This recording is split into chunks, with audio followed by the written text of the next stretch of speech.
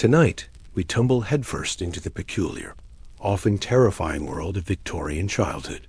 A realm so strict, so strange, and so deeply suspicious that modern social services would be shaking their heads in disbelief.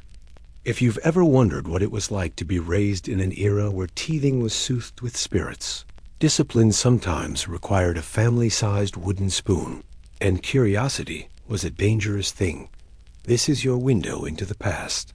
But before we wander further, dim the lights. Let a fan hum gently in the background, and perhaps wrap yourself in a blanket. Victorian parents would have insisted on 3 layers anyway, just in case a chill dared approach. Imagine waking up in 1885, somewhere in the heart of foggy London. You are 8 years old. Your nanny sports a mustache, and your mother is dosing you with something called soothing syrup, which tastes faintly of regret and licorice.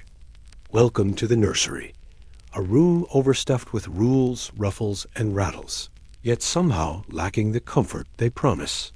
The wallpaper peels in uneven pinks and greens, and every surface glistens slightly with a substance that could be porridge or perhaps the family cat.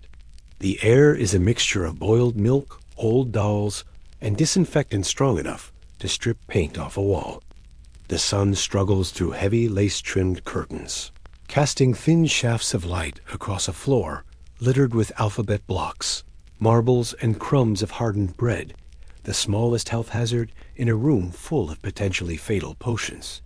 You shiver, not entirely from the cold, but from the unspoken laws governing your every motion. Rule 1. Never walk, only tiptoe. Rule 2. Toys are to be admired, not handled, unless demonstrating proper etiquette with a hoop, which must be held as reverently as a sacred relic. Rule 3. Dolls must remain fully dressed at all times, lest Aunt Mildred be summoned to lecture on morality and decency. The play area is roughly outlined by a threadbare rug, a broken abacus, and a rocking horse with 1 eye and 3 legs. Here, creativity is permitted only under strict supervision. No laughing, running, jumping, or inventing games that might generate mess or, heaven forbid, imagination. At any moment, a tall shadow may fill the doorway, reminding you that idle hands are the devil's playground. So you feign embroidery, pretending to stitch a delicate handkerchief, while secretly planning to bury it in the garden later. At the heart of the nursery stands the nurse's chair, an unassuming throne of observation and silent judgment. Nanny presides like a general over her miniature garrison, armed with encyclopedic knowledge of etiquette, a drawer brimming with mysterious syrups, and an uncanny ability to detect fun from 3 rooms away. From this vantage point, she oversees every movement, every whispered thought, and every potential act of disobedience with equal intensity. Your toys, when you have them, are strange and half-living. A wooden soldier missing an arm, a porcelain doll with glass eyes that have stared too long and seen too much, a rocking horse teetering between whimsy and ruin. Some toys are locked in cabinets for safety, which mostly means they cannot interfere with your moral education or your mother's desire for absolute control. Breakfast may involve cod liver oil served with the precision of a chemical experiment, a bowl of gruel, or perhaps a sponge bath in water cold enough to shock your very soul. The nursery is alive with the faint squeaks of floorboards, the scent of varnish and disinfectant, and the quiet knowledge that a misstep could summon a lecture, a minor punishment, or a moralizing story to last until bedtime. And yet, amid the discipline, there's a peculiar rhythm to this life. The cadence of footsteps on the parquet, the measured clatter of wooden toys, the whispered instructions that shape every posture, every expression, every breath. Victorian childhood is a world of paradox. Danger hidden in comfort, strict rules wrapped in lace, curiosity tamed by morality.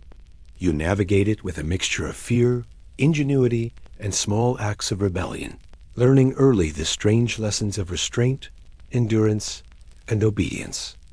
And while the syrup, the wooden spoons, and the moral lectures might haunt your memory, There is also the quiet wonder of surviving it, of peeking behind the curtains, tiptoeing across the floor, and discovering the odd spark of mischief that remains even under layers of wool, ruffles, and moral authority.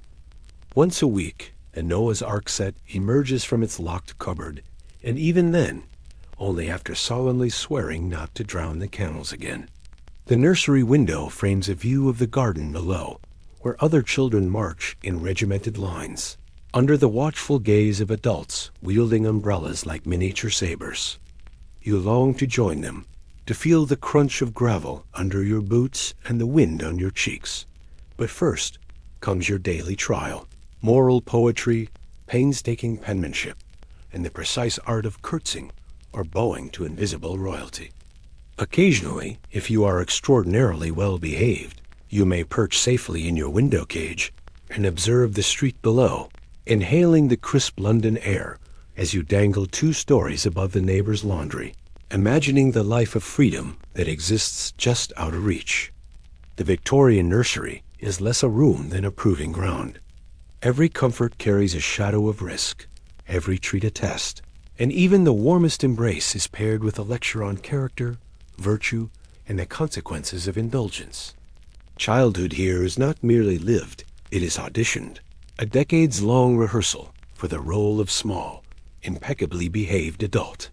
And if you survive until supper without a single accusation of moral laxity or accidental stickiness, then congratulations. You have succeeded at the day's primary task. Breakfast is a ritual of fortitude. You sit before a pale, lumpy bowl of gruel, presented with the same seriousness as a royal decree. Sugar is a rumor, flavor is forbidden, and occasionally, if luck or cruelty permits, a lone raisin appears, or less pleasantly, a dead fly masquerading as one. The table is arranged with military precision. Heavy curtains deny the sun any glimpse of your culinary plight. Hands scrub it raw from yesterday's cold water ritual. You approach your meal with the trepidation of a soldier inspecting rations before a battle.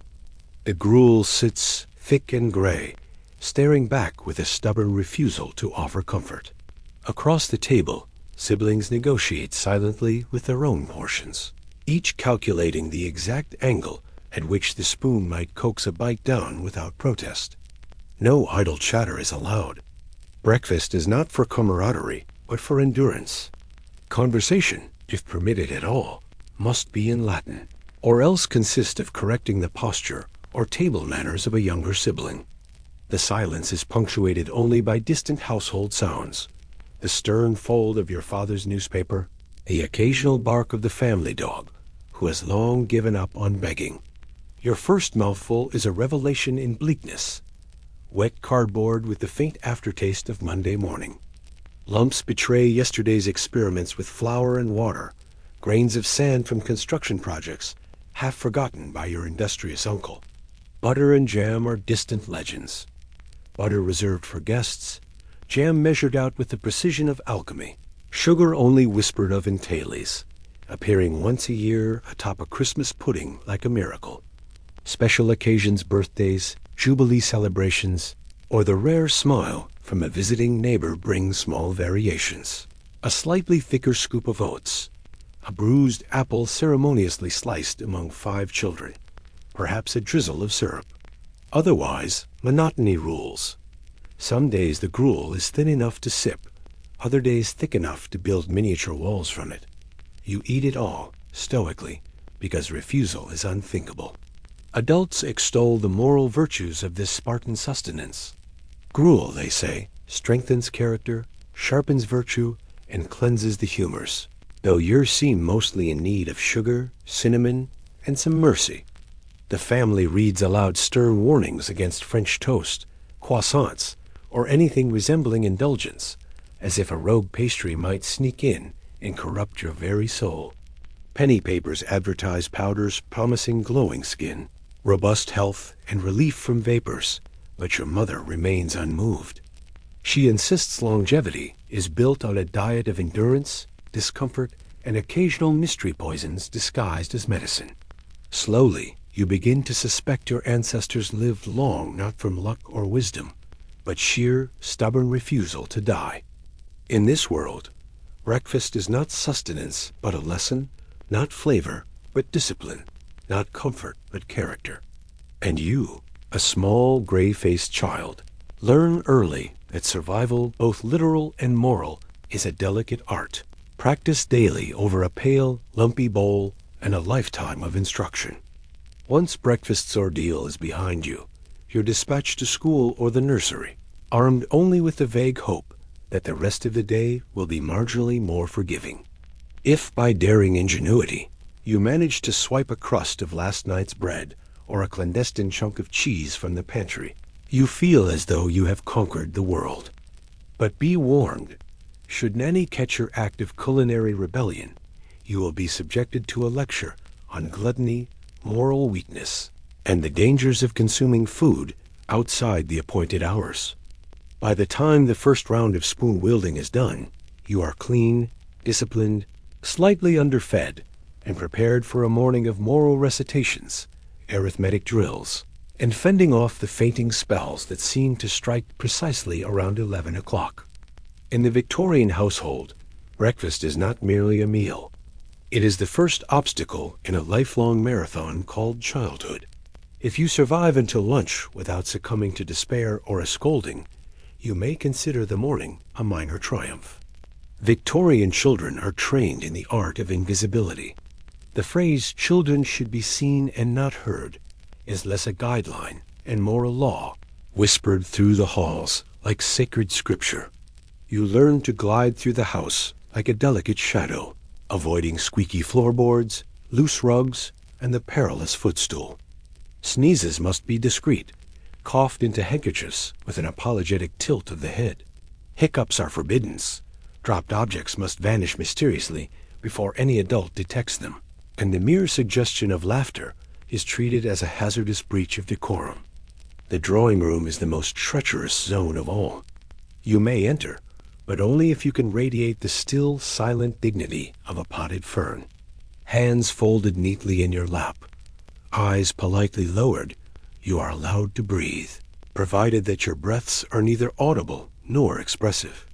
Biscuits rest tantalizingly on the sideboard, as forbidden as giggles and twice as enticing. Every motion must be deliberate, knees together, spine straight, toes hidden safely in polished boots. Any misstep or subtle fidget will summon Aunt Prudence, whose disappointed sigh has the power to ruin a Tuesday before it has even begun. Dinner is the final exam. The adults discuss matters of state, the church, or the rising price of sugar. You must eat silently, chew thoroughly, and resist the siren call of the gravy boat. When spoken to, your replies must be brief, courteous, and properly phrased. Yes, father. No, mother. I apologize, grandmama. I shall not mention frogs again. Jokes are strictly monitored. If humor must be attempted, it should reference Greek mythology or include a subtle pun about Madeira. Speaking without permission is dangerous, and being ignored is considered a rare privilege. The fewer words you utter, the safer you are. Mastering the neutral face becomes essential. This expression communicates contentment, gratitude, and a firm declaration that you have no intention of hiding under the piano. You learn to suppress curiosity, amusement, and even the slightest joy. Excitement is reserved for Queen Victoria's birthday, a particularly daring garden hedgehog, or a carefully sanctioned triumph in memorization. Occasionally, an adult may summon you to demonstrate your skills reciting moral poetry or listing English monarchs backward. Success is necessary. Failure brings extra drills, moral lectures, or time in the reflection chair, where you are left to contemplate your sins under the stern gaze of a weeping angel print.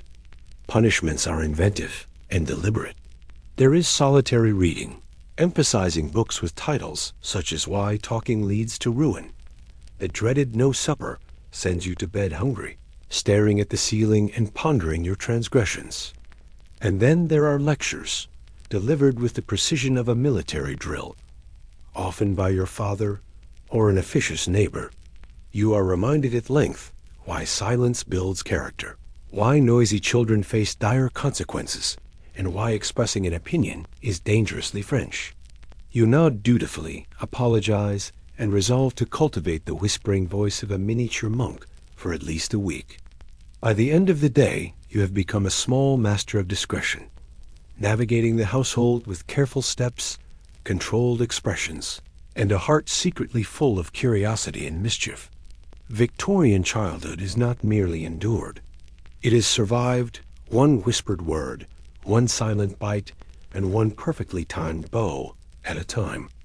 As the candle flickers and the clock tolls 8, you creep up the stairs, careful to avoid the one loose step that groans like a disgruntled ghost.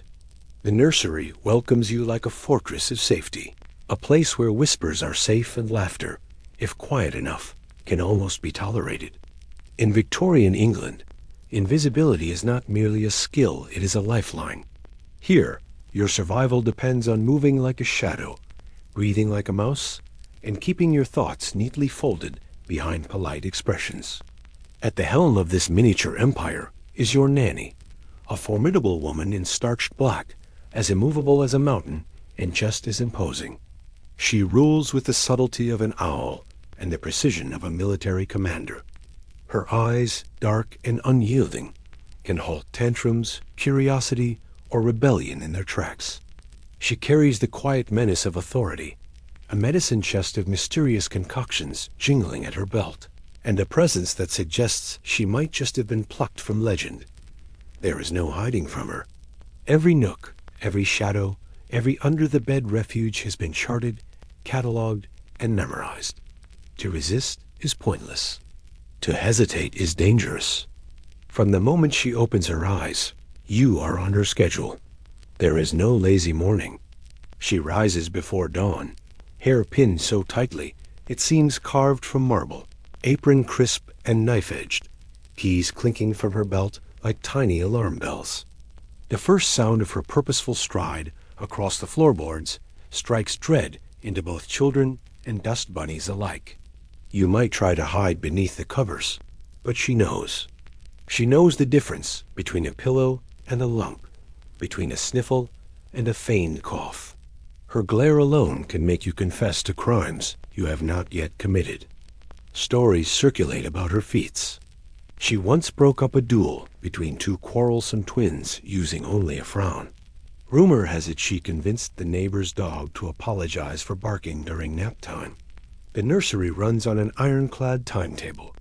Breakfast at 7, lessons at 8, a walk at 9 regardless of drizzle or downpour, followed by handwriting practice, moral recitations, and carefully structured play. Every activity is a lesson in fortitude. Every crumb of joy is an experiment in restraint.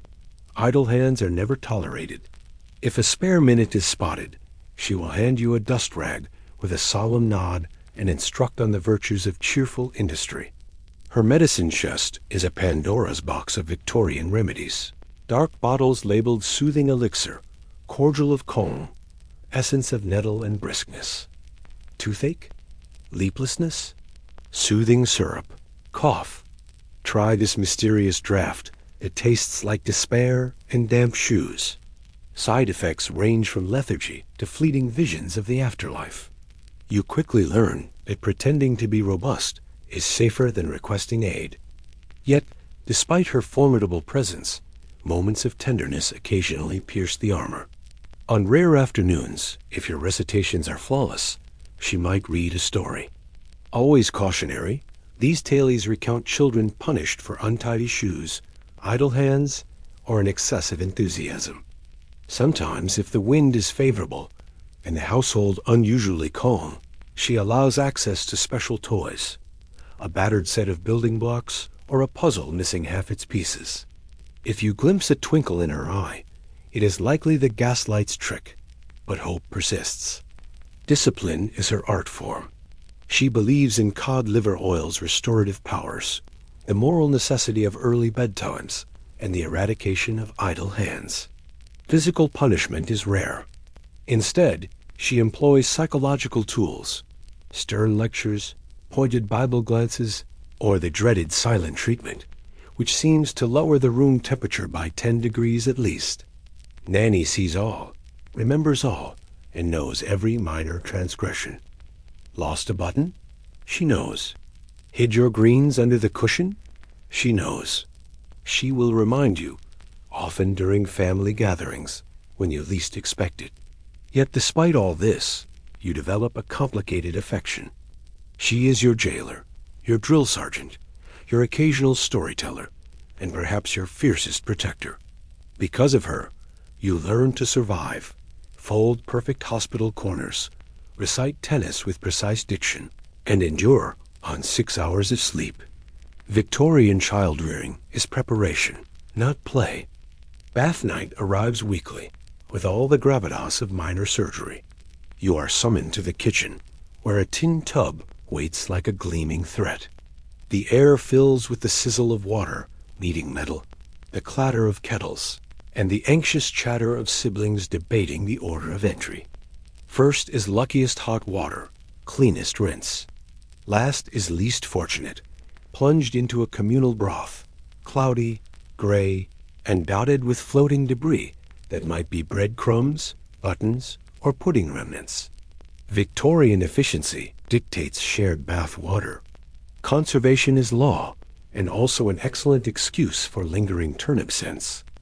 Nanny or mother supervises, sleeves rolled, carbolic soap at the ready. Luxury, she calls it, though to you it feels like sandpaper infused with pine needles. Skin is left red and raw, hair bristling with static and tangles, and limbs reluctantly glistening. Rinse is performed with slow, careful jugs of lukewarm water, poured as if economy demanded every drop. Hair washing is reserved for special occasions, lice outbreaks, coronations, royal visits, or emergencies. Otherwise, vigorous brushing ensures the itch spreads evenly across the scalp, a subtle reminder of hygiene and discipline. Complaints are met with tales of great Aunt Bessie, who bathed once yearly and lived to 93, perhaps out of sheer spite. A weekly bath, though uncomfortable, is a privilege by comparison. Grumbling is neither expected nor tolerated. Once scrubbed, the children return to the nursery, damp, shivering, and more obedient than before. The nursery regains its air of quiet authority, with shadows lengthening and the gaslight flickering as night falls. Toys are returned to locked cabinets, blocks stacked with care, dolls set upright in perfect attire. Lessons have been learned, not merely of the mind, but of patience, poise, and survival. Here, in this cramped, slightly sticky, and meticulously ordered room, childhood is not play, it is preparation. Every whisper, every step, every glance is a rehearsal for the broader world outside. Victorian children emerge trained to navigate not only households, but society itself, armed with the discipline, endurance, and careful observation honed under the watchful eyes of their nannies. As night deepens, you curl beneath blankets layered by nanny's exacting standards, finally allowed to close your eyes. The candle guttering casts long shadows on the walls, shapes that might be toys, spirits, or just imagination. Outside, London continues its endless clamor, smoke curling into the evening sky. Within you rest, a small silent figure in the vast order of a Victorian household, having survived another day of invisible mastery, moral lessons, and the quiet terror and occasional delight of Nanny's watchful gaze.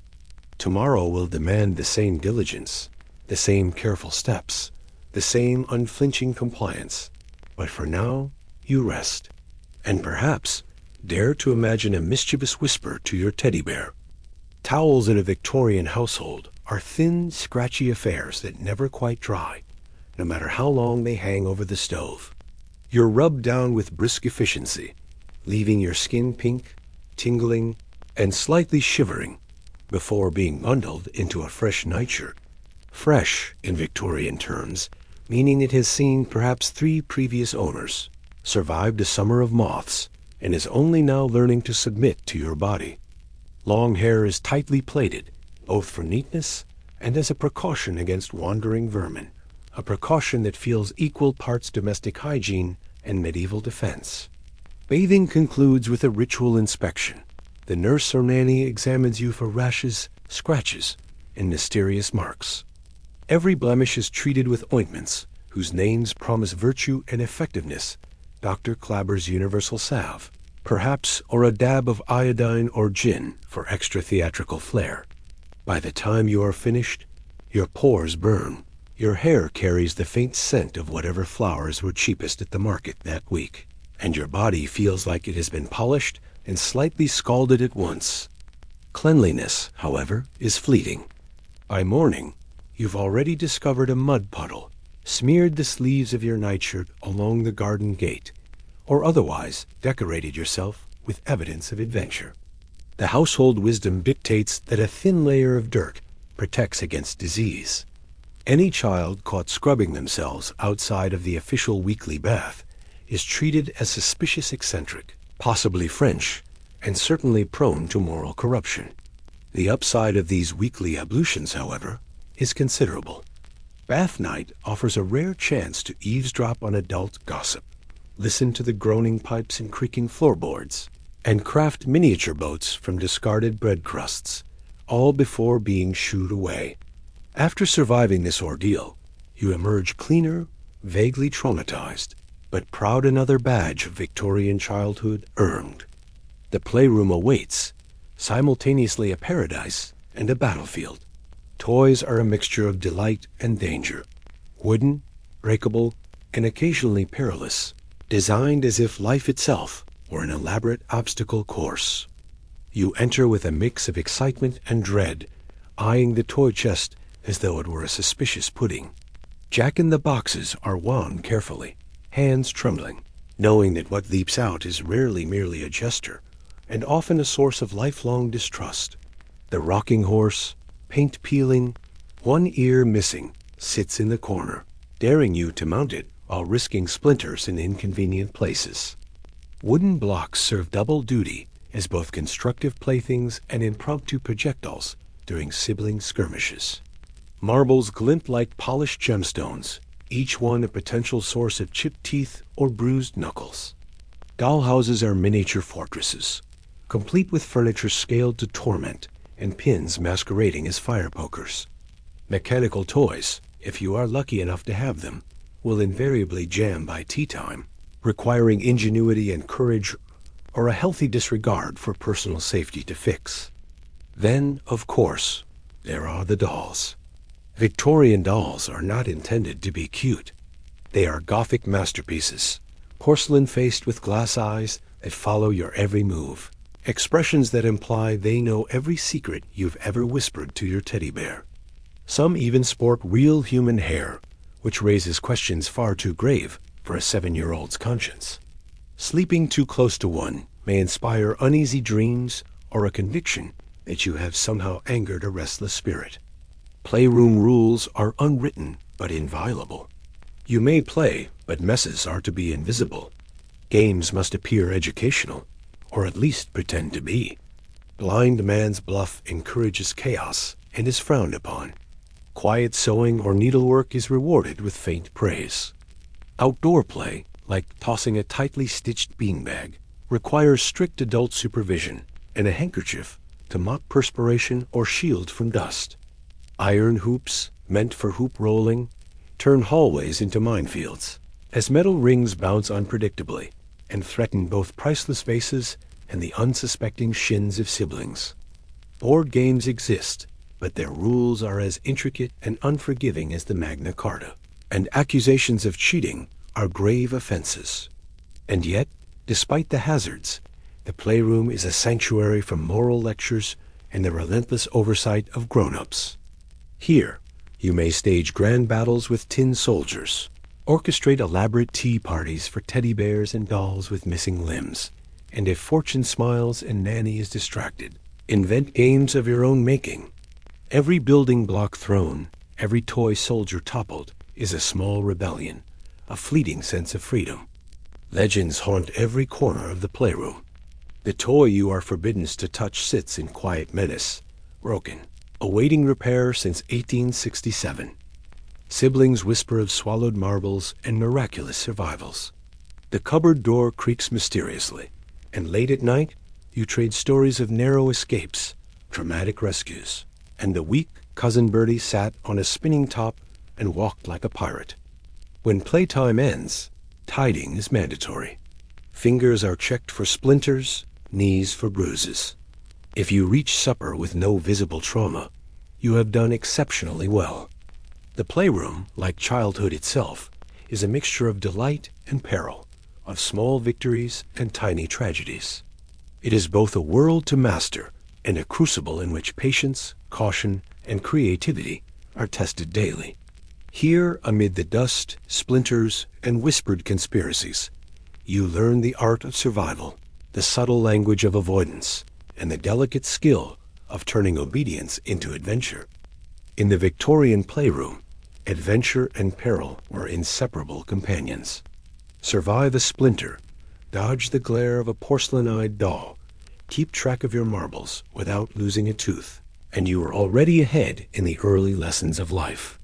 Victorian logic was often peculiar to the point of surrealism.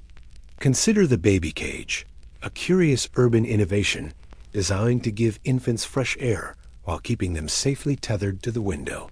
If you were lucky, the chill was mild and invigorating. If not, you quickly learned about gravity, soot, and the precarious pigeon population of London. From the street below, the city looked like a grid of blackened brick, each window occasionally adorned with a small wire box, each box containing a swaddled, suspiciously alert infant blinking at the world. Parenting manuals warned endlessly about stale air, damp nurseries, and suffocating rooms. The solution? Suspend your child several stories above the pavement, like a decorative turnip, swaddled in layers of wool, muslin, and maternal optimism. You emerged resembling a particularly well-fed root vegetable, bundled to the point of immobility. Nanny carried you from the parlor, past a collection of gossiping relatives, and deposited you unceremoniously into your tiny airborne prison. The cage door clanged shut, and there you hung, 2 stories above the grime and fog, a small, confused canary in a woolen nest. If you squinted, you might see Mrs. Peabody's baby, 2 windows down, chewing her mitten and glaring back in solidarity. The theory was simple. Fresh air builds character. Reality was more complex. Victorian air consisted largely of coal smoke, horse dung, and occasional hints of cabbage. Nevertheless, rosy cheeks and robust constitutions were credited to this daily exposure.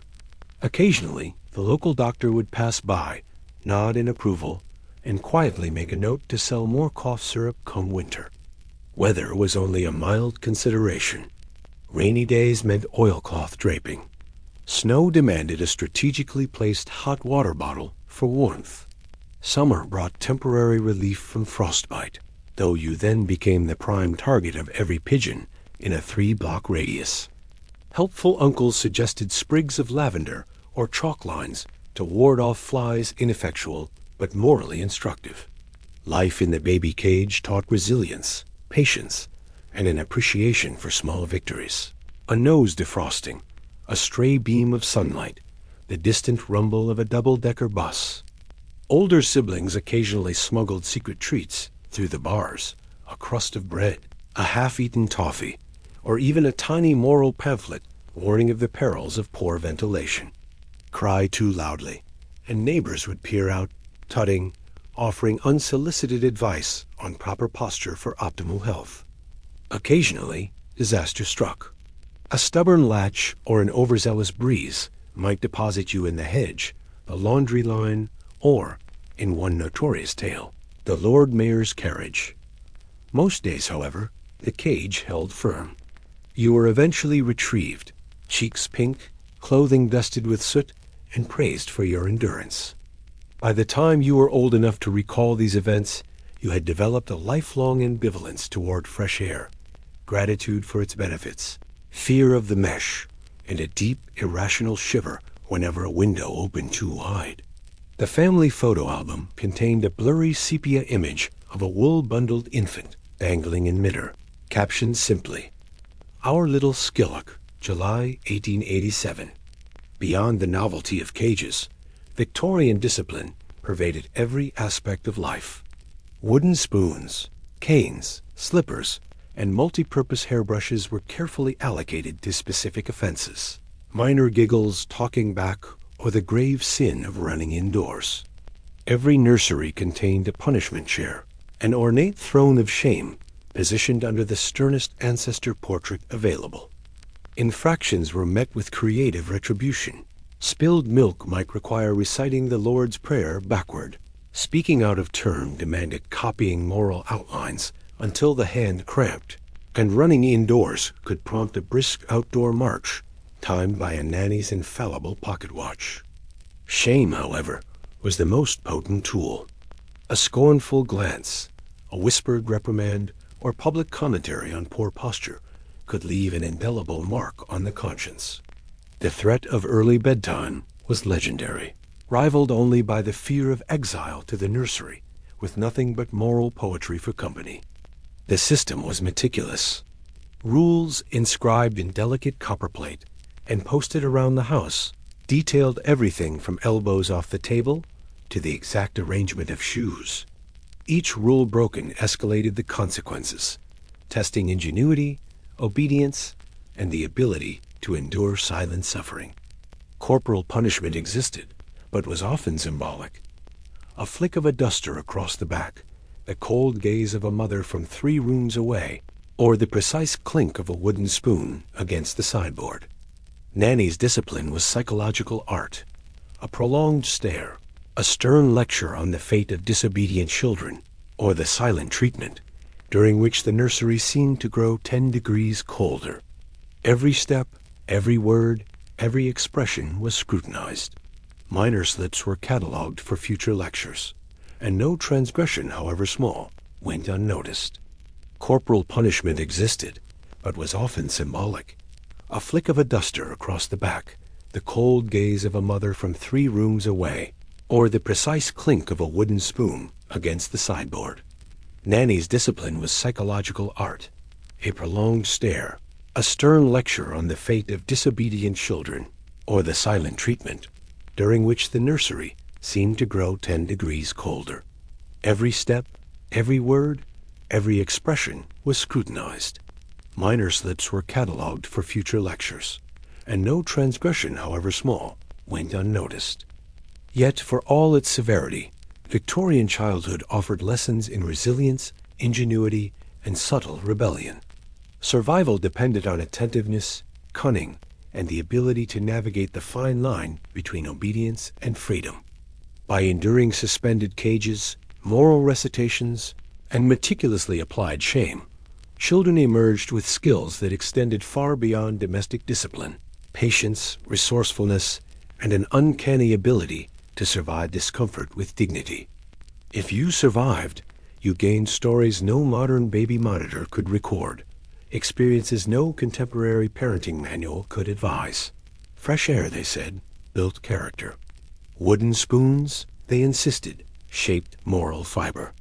And while the methods were questionable, the results were undeniable. A generation of children who could weather coal smoke, pigeon attacks, icy baths, and the constant threat of parental disapproval, and live to tell the tale.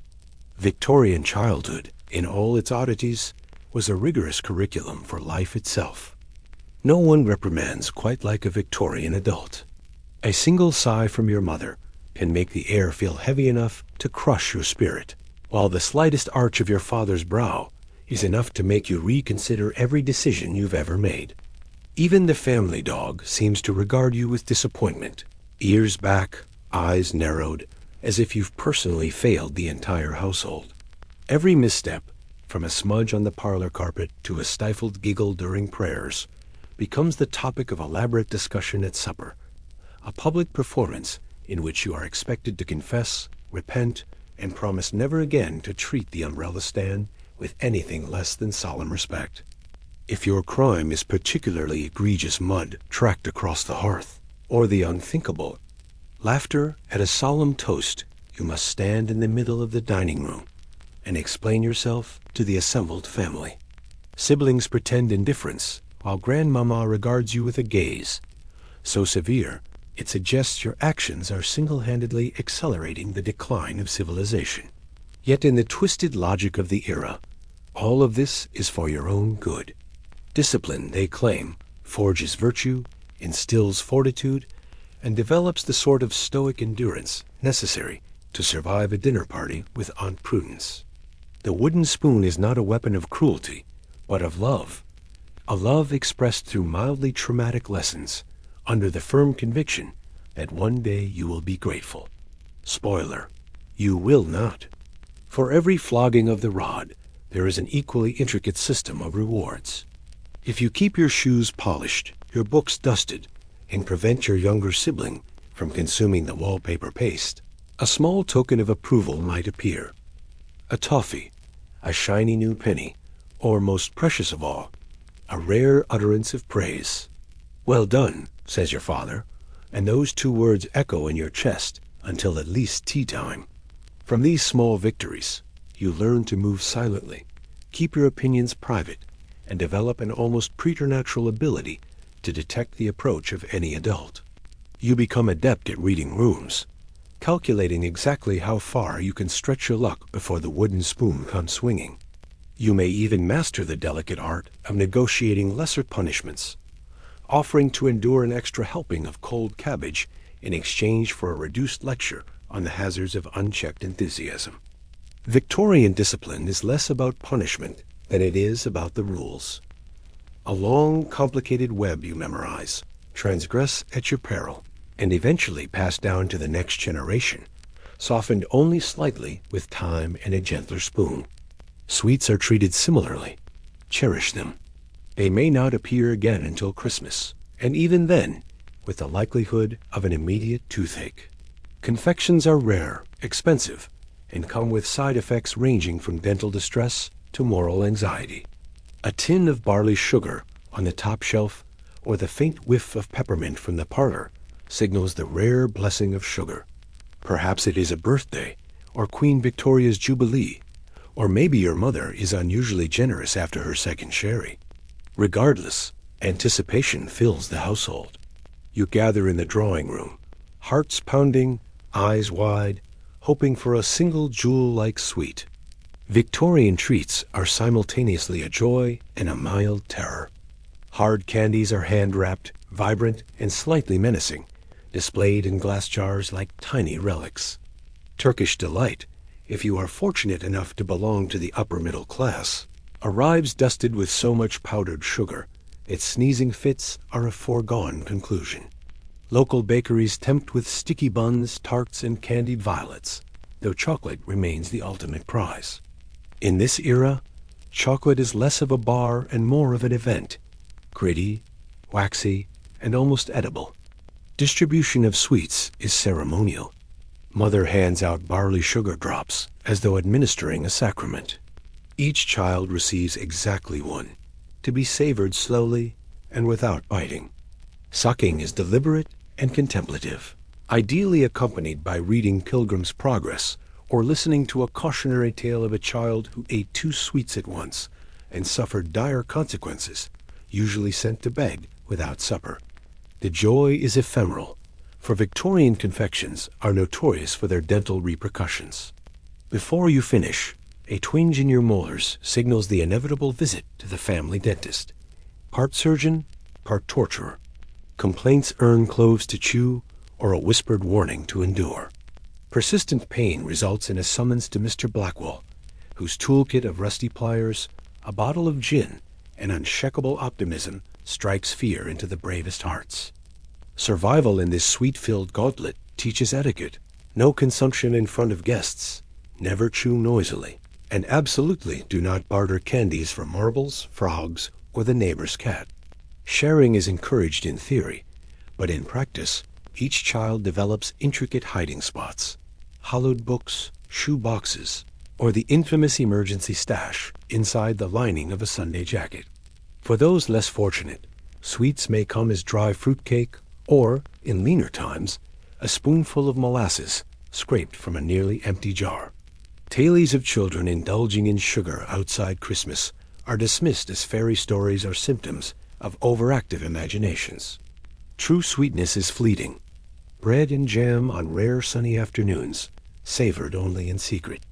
Fairs provide a temporary reprieve from restraint. Gingerbread men, sticky toffee apples, and boiled sweets of impossible colors offer one glorious hour of indulgence, followed by the evening of remorse and a contemplative clutch of the stomach. In the Victorian imagination, sweets are not mere food. They are ephemeral joy, childhood legend, and the origin of a lifelong caution around dental implements. From indulgence, we turn to study. School life is an endurance sport, beginning with the shrill ringing of a bell, possibly operated by a headmistress with zeal bordering on hysteria. You march through iron gates, shoes polished, hair parted with geometric precision, uniforms starched to near immobility. The classroom itself is an austere monument to minimal comfort. Splintering desks, leaky ink pots, blackboards dusted with the residues of prior generations' toil. You occupy your assigned seat, chosen for you as a test of obedience. Each desk is equipped with a slate, a nub of chalk, and precisely 1 inch of writing space. A strict limit that teaches spatial discipline and moral restraint. Latin recitations, times tables, and meticulous penmanship fill the day, fingers aching and morale tested. A single slip in spelling may condemn you to copying moral lessons by candlelight at lunch. The schoolroom is less about learning than it is about cultivating perseverance, attentiveness, and the unshakable understanding that failure has consequences, both immediate and long-lasting. A cold draft winds its way along the floorboards, slipping between the cracks of your boots and curling stubbornly around your toes. In winter, your breath hangs in the air like a faint fog as you recite multiplication tables. In summer, sweat beads discreetly on your brow, careful not to smudge the painstaking precision of your penmanship. School in the Victorian era is less a pursuit of knowledge than a test of endurance, patience, and the capacity to sit very, very still. The curriculum is impressively exhaustive, if not always enlightening. You must know your times tables backward and forwards, recite moral verses so long you begin to question the very meaning of virtue, and diagram sentences until grammar itself seems a cruel trick. Latin is taught with the air of an impending curse. Memorizing a language that will never grace your daily life is apparently the surest preparation for adulthood. Geography demands the rote memorization of continents and countries you are unlikely ever to see. And history is a parade of kings, battles, and cautionary tales about the dangers of the French. Teachers are less guides than referees, positioned to catch every lapse in concentration. Mr. Snipe, the mathematics master, has the uncanny ability to appear directly behind you at the precise moment your mind wanders, while Miss Grimshaw, the writing mistress, can spot a crooked cue from across the room and will punish it without hesitation. Discipline is enforced through a menagerie of devices: the cane, the dunce cap, and the most dreaded instrument of all, public humiliation in front of the class. Success is fleeting. Perhaps you earn a gold star, a perfunctory pat on the head, or the dubious honor of dusting the chalkboard. Failure, however, is immediate and creatively soul-crushing. Half an hour of line writing for a misspelling, recitation of moral maxims to the entire school, or the crushing realization that the difference between receive and receive might very well dictate the trajectory of your entire social existence. Lunchtime offers little solace. There is no cafeteria, merely a drafty hall where you nibble on cold bread, a meager slice of cheese if fortune favors you, or last night's mystery stew if it does not. Sandwiches risk being flattened by the passing prefect, and idle chatter is discouraged in favor of grimly learned table manners.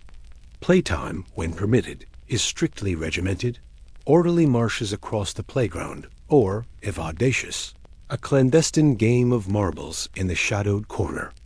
At the day's end, you stagger home with ink-stained fingers, aching wrists, and a head full of facts, half remembered, half misremembered. Your handwriting is immaculate, your respect for authority unquestionable, and your dreams haunted by multiplication tables, and the vengeful specter of Latin verbs. School, in the grand tradition of Victorian childhood, is less about discovery than survival. Coughing earns a spoonful of syrup, laced with alcohol, opium, and a pinch of hopeful optimism. Minor cuts are treated with mercury ointment, a substance whose efficacy is rivaled only by its capacity to sting. The family medicine chest is a cabinet of wonders, a hazardous museum of remedies that would cause modern apothecaries to faint. Dosing is generous, side effects ignored unless they prove interesting enough for discussion at supper. A cough summons mother's cheerfully disastrous syrup, thick, brown, smelling faintly of burnt sugar and distillery waste, tasting worse than it smells. Ask her for ingredients, and she smiles and replies, "Goodness," a code word for everything left in the bottle, plus a dash of hope. If you are lucky, you drift off, dozing or composing poetry on the wallpaper until the medicine wears off. Cuts and bruises receive similar attention. Mercury ointment, carbolic acid, and healing paste whose chief ingredients seem to be lard and Victorian optimism. Bruises are rubbed with goose fat or butter because apparently the solution to one ailment is the application of another, tastier one. For nerves or overexcitement, there are cooling powders or Winslow's soothing syrup, which claims to calm the humors, but usually induces a lengthy nap and an accompanying rash. Fevers and colds invite a dazzling array of treatments. Hot mustard plasters slapped across your chest, garlic necklaces tied snugly around the throat, and a family doctor whose black bag contains forceps, a stethoscope, and a suspiciously large number of leeches. The guiding principle is simple. If you are not bleeding, are you truly being treated? Digestive complaints are met with remarkable creativity. Constipation earns castor oil, a punishment so legendary that the mere mention can send shivers through the bravest child.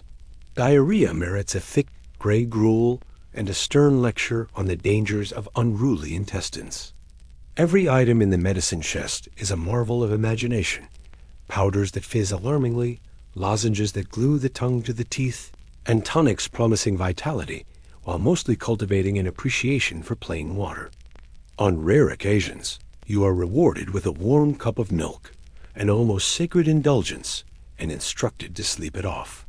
Each encounter with the family remedies teaches you resilience, a careful approach to tasting anything unfamiliar, and a deeply ingrained suspicion of anything labeled soothing or restorative. You learn to weigh the potential for illness against the likely discomfort of treatment, a delicate calculus that will stay with you for life. By the end of the day, you emerge from school and domestic medicine alike slightly scarred, but still intact, prepared for the next round of Victorian challenges. Obedience, meticulousness, and the quiet, unyielding cultivation of character.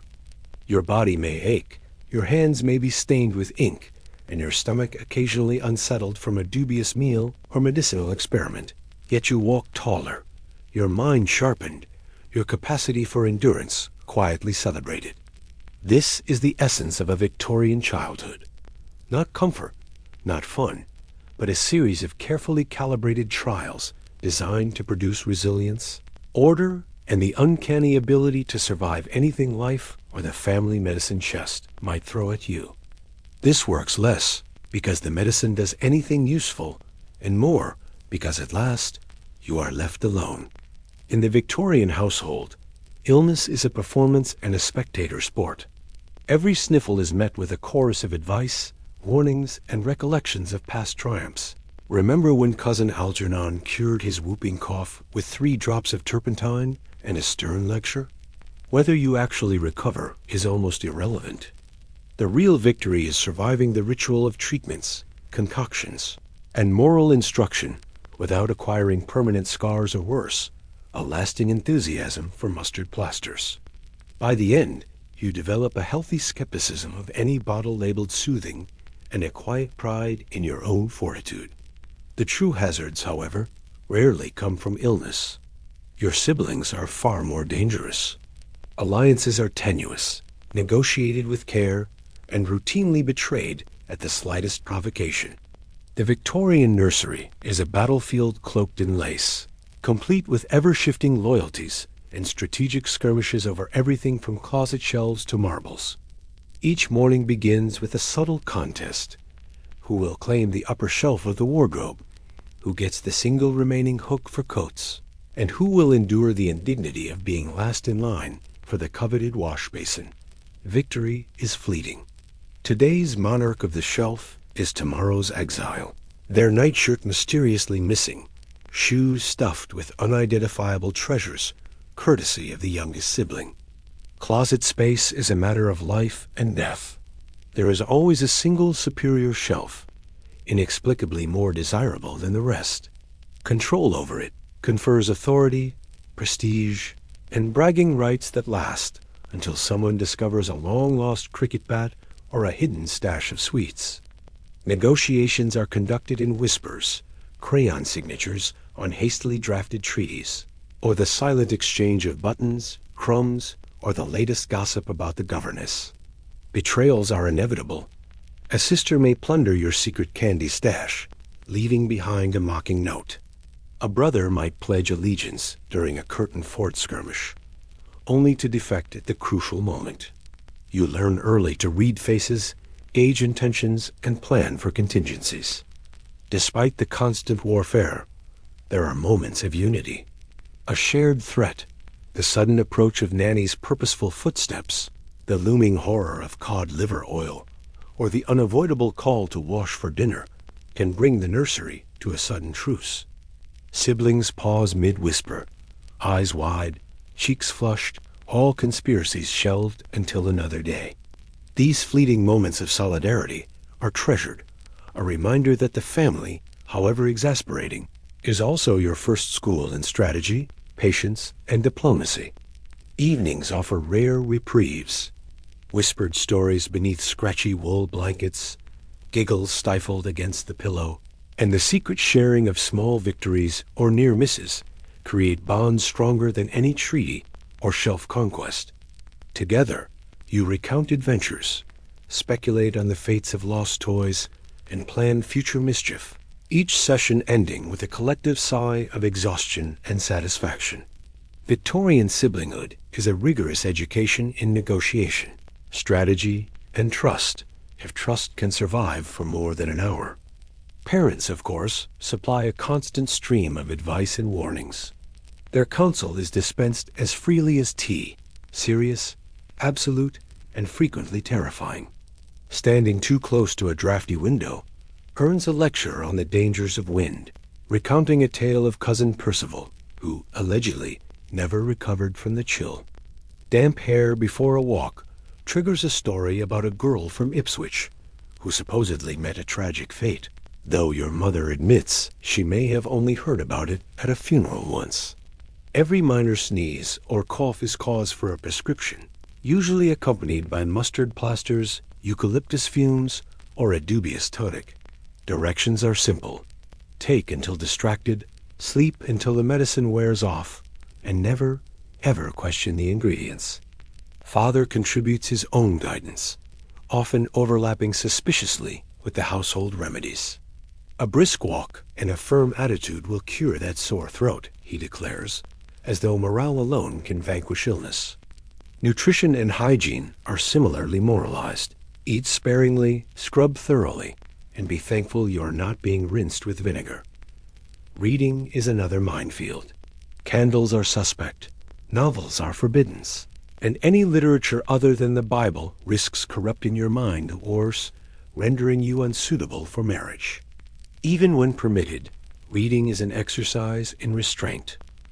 Excitement must be contained, pages turned with care, imagination applied sparingly. Dinner time is an event, a minefield of advice and judgment. Parents hold forth on everything from social propriety to the correct consumption of fiber. Never trust a man with two first names, one might intone. Cross your eyes once, and they will stay that way forever, says another. Each pronouncement carries the weight of history, folklore, or a vaguely remembered tale overheard at a funeral. These lessons, delivered over mutton or porridge, are intended to mold character as thoroughly as mustard plasters mold flesh. Illness, sibling rivalries, advice, and moral instruction converge to form the tapestry of Victorian childhood. You are tested at every turn, surviving secret raids for cake, navigating the treacherous hierarchy of closets and shelves, enduring the ministrations of nanny, and absorbing the constant stream of warnings from parents. Success is measured not in joy, comfort, or ease, but in endurance, cunning, and the ability to maintain composure while being dosed with syrup, lectured on decency, and dodging your sister's well-aimed slipper. By the end of the day, you are tired, wary, and slightly sticky from a combination of syrup, ointments, and stolen sweets. Yet beneath the exhaustion is a deep sense of accomplishment. You have survived the nursery's ever-shifting politics, escaped the worst excesses of Victorian medicine, and emerged with secrets, strategies, and stories all your own. Sibling alliances have been tested, treacheries endured, and small victories claimed in whispers and scribbles.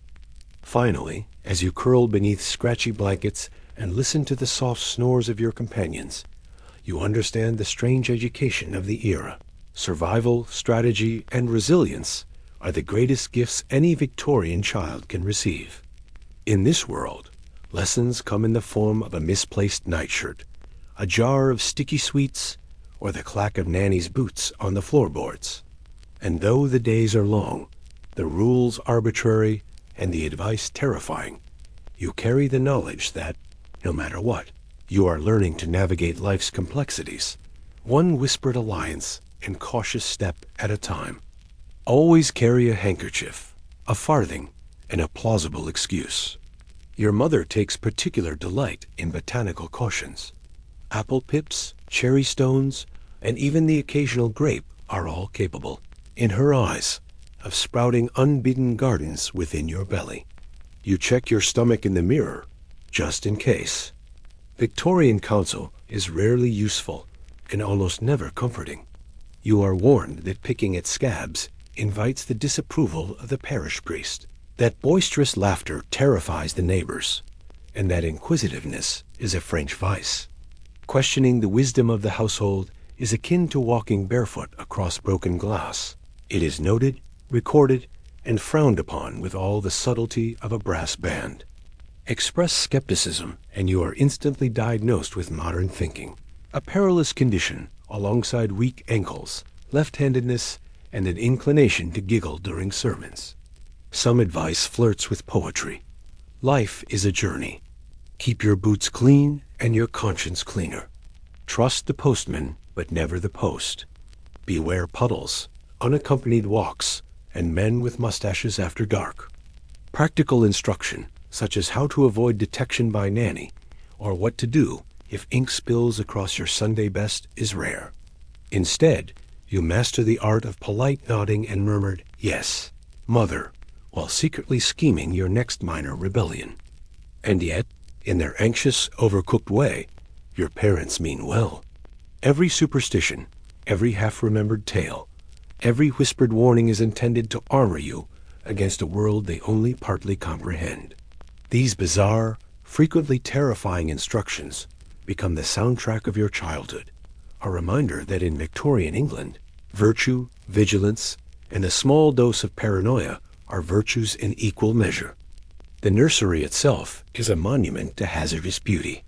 Lead-based paint covers the walls in cheerful pistachio, rose, and a hue known simply as Victorian green, a shade notorious for its ability to stun small animals.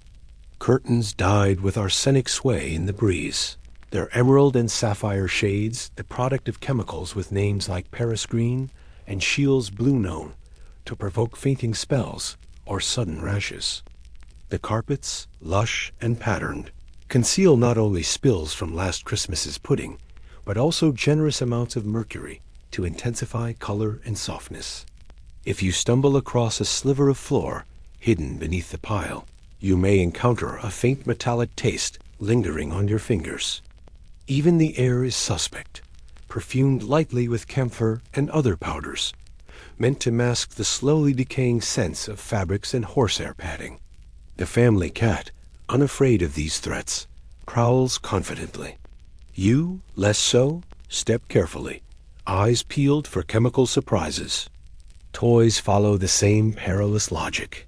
Dollhouse furniture glitters with lead-based paint that flakes onto sticky fingers. Tin soldiers and wooden blocks, painted with heavy metals, look charming lined along the shelf, yet an idle afternoon's play leaves you with an unidentifiable metallic aftertaste. Teething rings may be carved from bone or ivory, sometimes whalebone, and dipped in leftover paint, their survival dependent on a child's luck and dexterity. The rugs, chosen for their beauty, are prone to slipping at the slightest nudge, so a tumble might land you against the coal scuttle, dusted liberally with powdered asbestos. A modern touch, of course, meant to insulate against cold and miasma. Bedtime is no less adventurous. The mattress is a layered construction of horsehair, feathers, and relics from previous generations, all lightly marinated in the powders fashionable that year. Pillows smell faintly of lavender and camphor, chosen not for comfort, but to disguise subtle odors of chemical decay. The window, which provides ventilation, jams in the summer and groans like a wounded beast in the winter. Fresh air is considered simultaneously essential and suspicious, so your parents compromise. A barely there crack, stuffed with asbestos wadding. As you settle beneath a mountain of blankets, the gentle rattle of arsenic-dyed curtains and the distant hum of family debate. Is yellow wallpaper too cheerful for a child's disposition? Become the lullaby of your youth. Despite its hazards, the nursery cultivates resilience. Children who survive it develop a sort of immunity to dust, chemicals, and domestic peril. Stories circulate of relatives who licked walls or played among poisonous toys and survived, though never unchanged. The cat avoids the room entirely, lounging instead in the corridor, a silent judge of your small acts of bravery. You gaze around the pastel death trap with pride, recognizing the character-building danger inherent in every corner, every painted surface, every carefully stacked toy. Modern nurseries may be safer, free from lead, arsenic, and asbestos, but can they boast the same adventurous spirit, the same subtle education in risk management, or the faint thrill of mild poisoning? The diet of a Victorian child is equally capricious. A single article in Punch magazine can dictate a week of tapioca, boiled cabbage, or toast water, each prescribed with the solemnity of a medical verdict. If fortune smiles, you might receive a slice of fruit cake or a rare biscuit. If not, you subsist on a succession of diet fads or whatever the cook deems healthful that day. Parents, armed with authority and half-remembered advice, oversee your meals as though preparing you for a perilous journey. Never trust a pudding that trembles, or take only 1 teaspoon of jam sugar excites the humors. Each morsel is a lesson in moderation, a test of obedience, and an education in the quirks of the household hierarchy.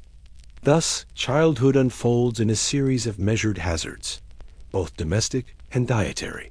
The house is a theater of risk, the nursery a laboratory of resilience. You navigate chemical curtains, arsenic paint, slipping rugs, and chemical-laced toys with a mixture of fear, cunning, and quiet pride. You memorize parental warnings as if they were scripture, learn to identify safe zones amidst the pastel peril, and emerge remarkably intact. By the time you stumble into adolescence, you are not only physically hardened, but mentally equipped to endure rules, lectures, and the occasional family moral crisis. In the end, growing up in a Victorian nursery is less about comfort and more about survival. Every corner, every artifact, every carefully judged warning is a lesson in caution, observation, and fortitude. You inhale history and hazard in equal measure, learning to navigate a world that is beautiful, lethal, and endlessly instructive. By the time you close your eyes beneath blankets that might conceal a trace of arsenic or mercury, you understand what it means to be robust in the truest Victorian sense, alive, alert, and vaguely suspicious of anything soft, sweet, or brightly colored.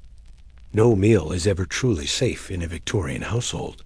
One morning you are served a steaming bowl of wholesome porridge, and by the next, breakfast has transformed into slippery elm gruel, prescribed by a doctor whose only credentials seem to be an impressive set of sideburns and a flourish of letters after his name.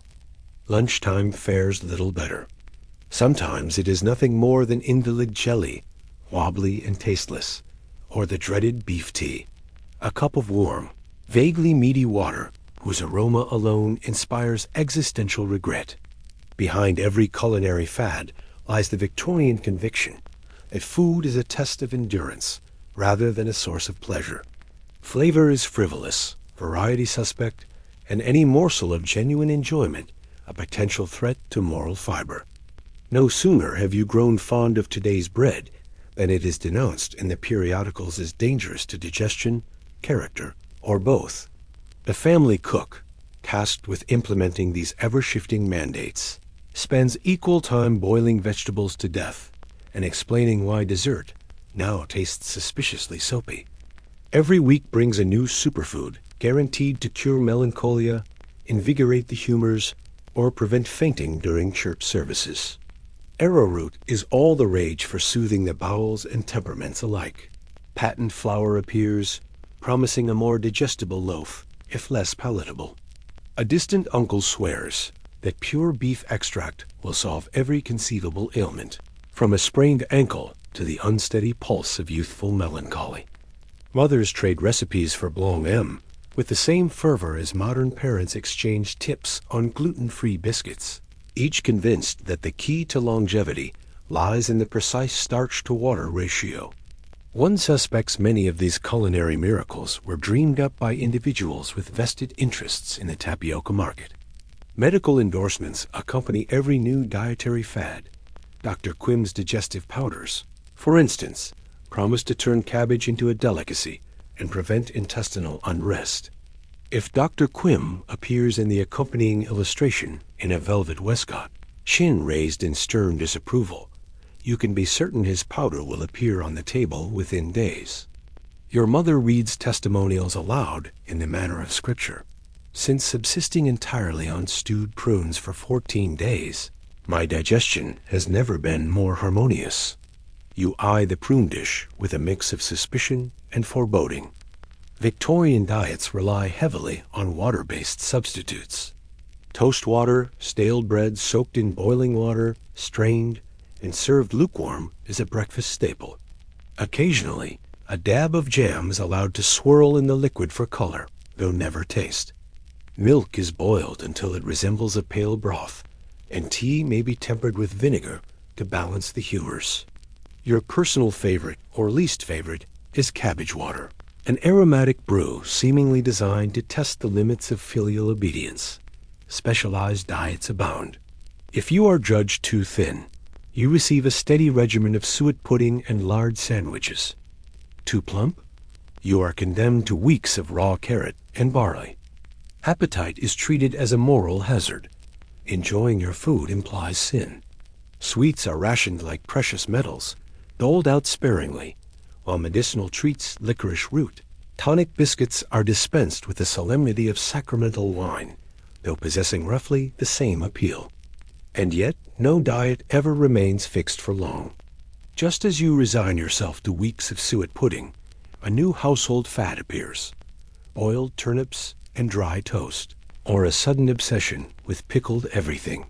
Fads arrive with the fury of a winter storm and vanish just as quickly, leaving behind memories as vivid as the lingering taste of boiled cabbage and the occasional nervous tic when anyone mentions health bread. Through it all, you learn to feign enjoyment with practiced politeness, distinguishing between 17 shades of boiled starch and identifying the subtle differences between potted meat and mystery loaf. If nothing else, these culinary trials cultivate resilience, resourcefulness, and the fine art of discreetly hiding unpalatable dishes in the nearest flower pot. Every Victorian parent knows this is the true purpose of food: character building. Christmas, when it finally arrives, is a whirlwind of anxiety and pine needles. You receive a single toy, a cold orange, and an abundance of cautionary instructions. Do not shout, do not run, do not lose the orange. The household is sentimental, slightly ill from the previous night's roast goose, and brimming with rigid protocol. Preparations begin weeks in advance, with the family laying siege to the drawing room, dusting, polishing, and debating whether holly or mistletoe is less likely to poison the cat. The house fills with the scent of dried oranges, cloves, and the creeping panic of forgotten plum puddings. The Christmas tree, a prickly marvel imported from Germany and endorsed by Queen Victoria herself, is erected with military precision. You and your siblings are enlisted as decorators, which amounts to standing perfectly still while an elder relative lectures you on the delicate placement of ornaments, none of which may survive contact with your eager fingers. Candles are clipped to branches and immediately monitored for the remainder of the evening, accompanied by a bucket of sand in case of emergencies. Fire hazards are a point of pride, woven into tradition. Christmas morning begins in a flurry of cold and excitement. Presents are modest, symbolic even. A painted wooden toy, a knitted scarf, or, most coveted of all, an orange, the citrus equivalent of winning the lottery. Batteries are, naturally, absent. Even if they existed, your new toy would still rely on imagination and hope for its operation. Breakfast is humble. Bread, perhaps a scrap of cheese, and if your mother's mood is generous, a dab of homemade jam. You are sternly instructed not to spoil your appetite, though locating said appetite after last night's feast is itself a challenge. Children are herded into corners to play quietly with their new treasures. Noise is discouraged. Those who fail this mandate may be conscripted to rehearse carols under the guidance of the least musical relative in the household. In these moments, joy and obedience intermingle uneasily, and you learn that every holiday, like every meal, is a careful negotiation between delight and endurance. By the end of the day, you have mastered the art of polite appreciation, the subtle avoidance of culinary hazards, and the careful navigation of ornament-laden trees and fire-prone candles. Victorian childhood, in its essence, is a series of exercises in restraint, fortitude, and the peculiar thrill of surviving every edible, flammable, and highly disciplined challenge placed before you. The centerpiece of the season is, of course, the Christmas feast, a grand exercise in both excess and theatricality. The dining table groans beneath roast goose, or on the rarest of occasions, a turkey. Mountains of potatoes, piles of mince pies, and the ever-mysterious boiled pudding compete for attention. The pudding, doused liberally in brandy and ceremoniously set alight, is at once delicious and a hazard. Elder relatives clap in solemn appreciation. Children gasp, and someone inevitably lunges with a lace napkin in a doomed attempt to extinguish the flames. Speeches follow, interminable toasts to Queen, country, and the unshakable virtues of the family. Sentimentality flows as freely as the week's sherry. Parents reminisce about Christmas past, each story more improbable than the last.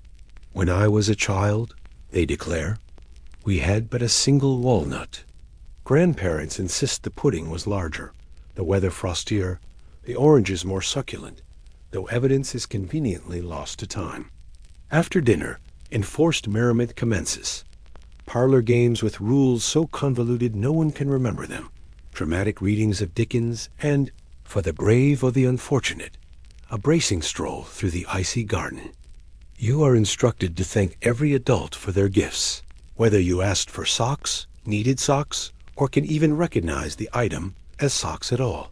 By evening, the household is a blend of exhaustion, satisfaction, and mild indigestion.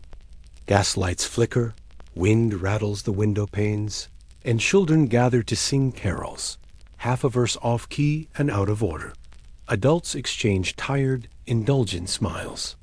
Children, sticky with dried fruit and sentiment, quietly plot how to make the magic linger a little longer. A Victorian Christmas is, in essence, a masterclass in gratitude, patience, and fire prevention. At last, you collapse into bed, clutching your orange, your solitary toy, and the memory of controlled chaos. Reminded that the true tradition is surviving intact, both in body and Christmas stocking.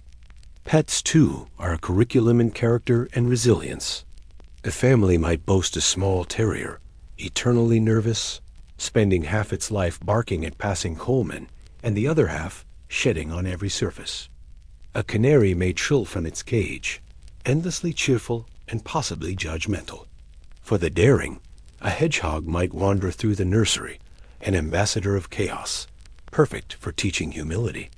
Children are responsible for feeding, cleaning, and sometimes rescuing these animals from places they have no business being, under the grand piano, halfway up the kitchen chimney, or wedged behind the coal scuttle. Pets serve as instructors in moral education, dogs for loyalty, canaries for patience, hedgehogs for fortitude and humility. When a hamster meets its untimely demise, it is buried in the garden with a verse from Scripture and a brisk reminder that life is fleeting. Dust returns to dust, and no amount of sentimental wailing will restore it. Yet for every sanctioned pet, there exists a small army of unofficial companions. Spiders perch in corners, ants patrol crumbs with military precision, and flies provide the ever-present hum of domestic life. Bedbugs infest mattresses with cheerful impunity. Mice convene secret nocturnal councils. And above all, the family lice claim their sovereign territory in your hair, tolerated with a mixture of resignation and awe by all but the nanny, who approaches the task of combing with a 1,000-yard stare and a collection of dubious implements. Attempts to curb these infestations are imaginative, if rarely effective. Sticky paper traps dangle from ceilings, faintly scented with vinegar. Lavender sachets lie beneath pillows in a vain effort to repel moths. The family cat, in theory, a hunter of vermin, prefers sunbathing and passive judgment. When all else fails, your mother suggests a brisk airing of the room, a euphemism for pretending that nothing moves independently. Occasionally, pets and pests form alliances in surprising ways. A clever mouse may be adopted, named, and secretly fed scraps of cheese until semi-accepted into the nursery hierarchy. One memorable Christmas, your brother attempts to raise tadpoles in a water jug, resulting in an awkward bath time incident and the establishment of a new family decree: no amphibians in the nursery. Every animal mishap becomes a family legend. Dogs chew up heirlooms, hedgehogs are discovered curled in drawers, and canaries commandeer Christmas trees, only relinquishing their perches in exchange for the last currant bun. These experiences cultivate ingenuity. You fashion matchbox houses, dig miniature graves in the garden, and identify flea bites with the precision of a diminutive, itchy dermatologist. Bath nights are a ritual of lice removal, performed with methodical solemnity, acknowledged as a fact of life and proof that even insects operate under divine equality. Caring for creatures, great and small, official and rogue, teaches problem-solving, patience, and the delicate balance between authority and rebellion. The nursery becomes a microcosm of the wider world. Alliances formed, rules negotiated, catastrophes managed, and the occasional triumph celebrated quietly, with pride and mild exasperation. In the end, the Victorian child grows up adept at negotiation, clever in concealment, and surprisingly resilient. You learn to survive flames, frost, insects, and the unpredictable tempests of both human and animal temperament. The nursery, full of mischief and miniature calamities, becomes the proving ground for wit, endurance, and the uncanny ability to maintain composure in the face of sticky, chaotic, and thoroughly Victorian life lessons. Each bedtime, as the household sighs into the quiet, the lessons of pets, pests, and Christmas dinners linger. Vigilance, patience, and the quiet satisfaction of having survived yet another day of charming, hazardous domesticity. In the course of this childhood, you cultivate a peculiar mixture of empathy, fortitude, and cunning practicality. You grieve over the untimely demise of a beloved hamster, or the escape of a particularly obstinate canary with a seriousness that lasts precisely as long as the next emergency requires.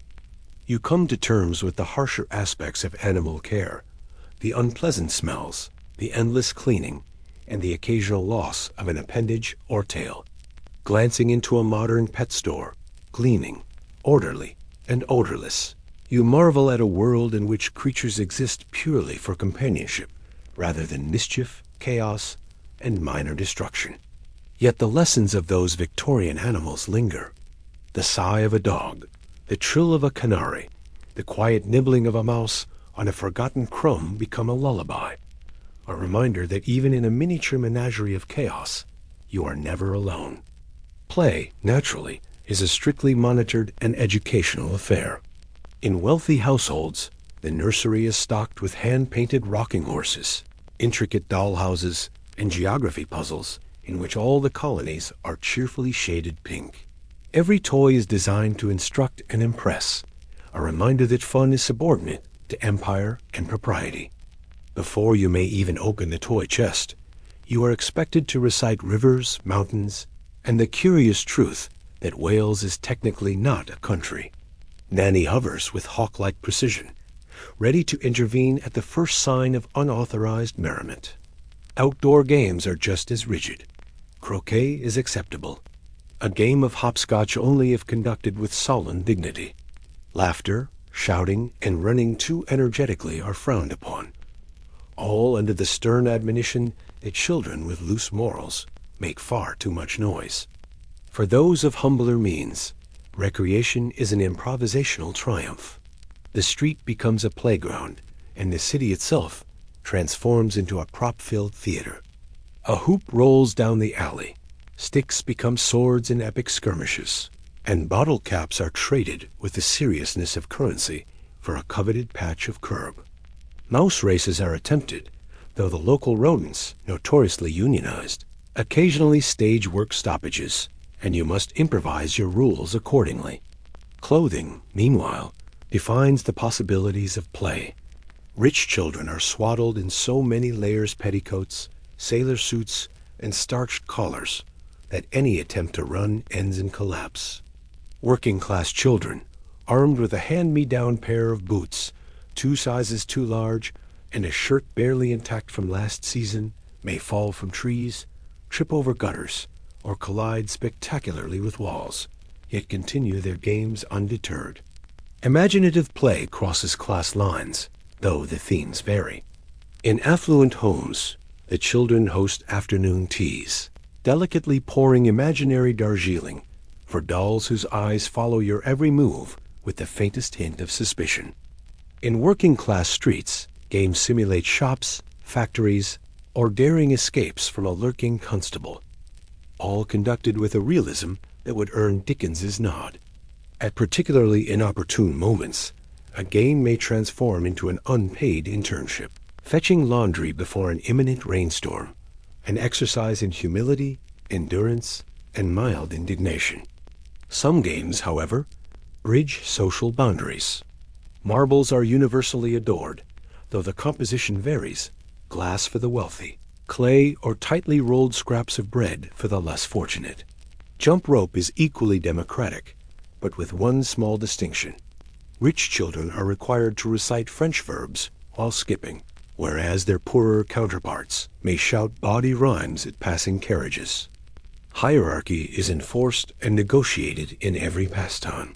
Older children command, clever ones invent rules, and the fastest secure their footwear against theft. Cheating is tacitly tolerated if performed with sufficient subtlety. Rewards are meager, perhaps a penny, a sweet, or the right to sit closest to the fire, but even these small spoils ignite fierce ambition. In the end, play teaches lessons in leadership, resilience, strategy, and occasionally subtle subversion. Beyond the nursery, the streets of Victorian England are a labyrinthine obstacle course. Runaway horses, mysterious puddles, chimney sweeps, and errant vendors create a setting of constant vigilance. Parents issue daily warnings. Avoid strangers. Pick nothing that is not yours. And whatever you do, cross puddles at all costs. The reasoning behind this last edict is never explained. It is only learned through trial, usually accompanied by wet shoes, soggy stockings, and bitter resentment. The true depth of a Victorian puddle is always a surprise, often disappointing, always memorable. The streets themselves are alive with spectacle and danger. Carriages clatter, horses snort and stamp, and market vendors holler prices that shift faster than the eye can follow. Somewhere in the periphery, a dog barks, a baby wails, and a street musician relentlessly assaults the waltz on a battered violin. A coin purse, if you are fortunate enough to possess one, is clutched tightly. Suspicious splatters are sidestepped with a mix of agility and luck. Pickpockets are not figments of fiction. They are diligent apprentices in the art of acquisition, present on every corner, testing your wits and reflexes. By the time you return home, soot-streaked and triumphant, you have survived another day of the Victorian landscape. The nursery, the streets, the games, and the relentless instruction on propriety, fortitude, and cunning. You have negotiated with siblings, bartered for toys, dodged hazards both human and animal, and endured the peculiar educational rites that define a Victorian childhood. And through it all, you have developed an unspoken skill set. Quick thinking, rapid adaptation, and a quiet, unshakable confidence in your ability to survive in a world that is as exhilarating as it is treacherous. In the quiet moments, you reflect on the peculiar richness of it all, the controlled chaos of the nursery, the competitive inventiveness of play, the thrill of minor rebellion against adult authority, the ever-present companions of fur, feather, and exoskeleton. These experiences, simultaneously rigorous, whimsical, and occasionally perilous, leave an indelible mark. Victorian childhood is less a period of innocence than a sustained apprenticeship in life's unpredictable art, training the mind, body, and temperament to endure with humor, grace, and the occasional mischievous flourish. And so, as night falls and you slip into bed, the sounds of the day linger. The dog sighing by the hearth, the canary chirping in its cage, the quiet gnawing of a mouse on a forgotten crumb. You close your eyes, knowing that tomorrow the games will resume. The streets will challenge you anew, and the lessons of resilience, observation, and careful audacity will continue, shaping you imperceptibly, yet irrevocably, into a survivor of the Victorian world. Crossing a street in Victorian England is not a mere matter of locomotion. It is an expedition, a trial of nerves, wit, and agility. Horses always come first, though you are meant to assume they are indifferent to your existence. Cabs hurtle past with drivers, shouting at anything that dares move. Milk carts wobble along, spilling a thin river of liquid, and fishmongers barrel down the cobblestones, their wares threatening an unsolicited baptism with every swing of a crate.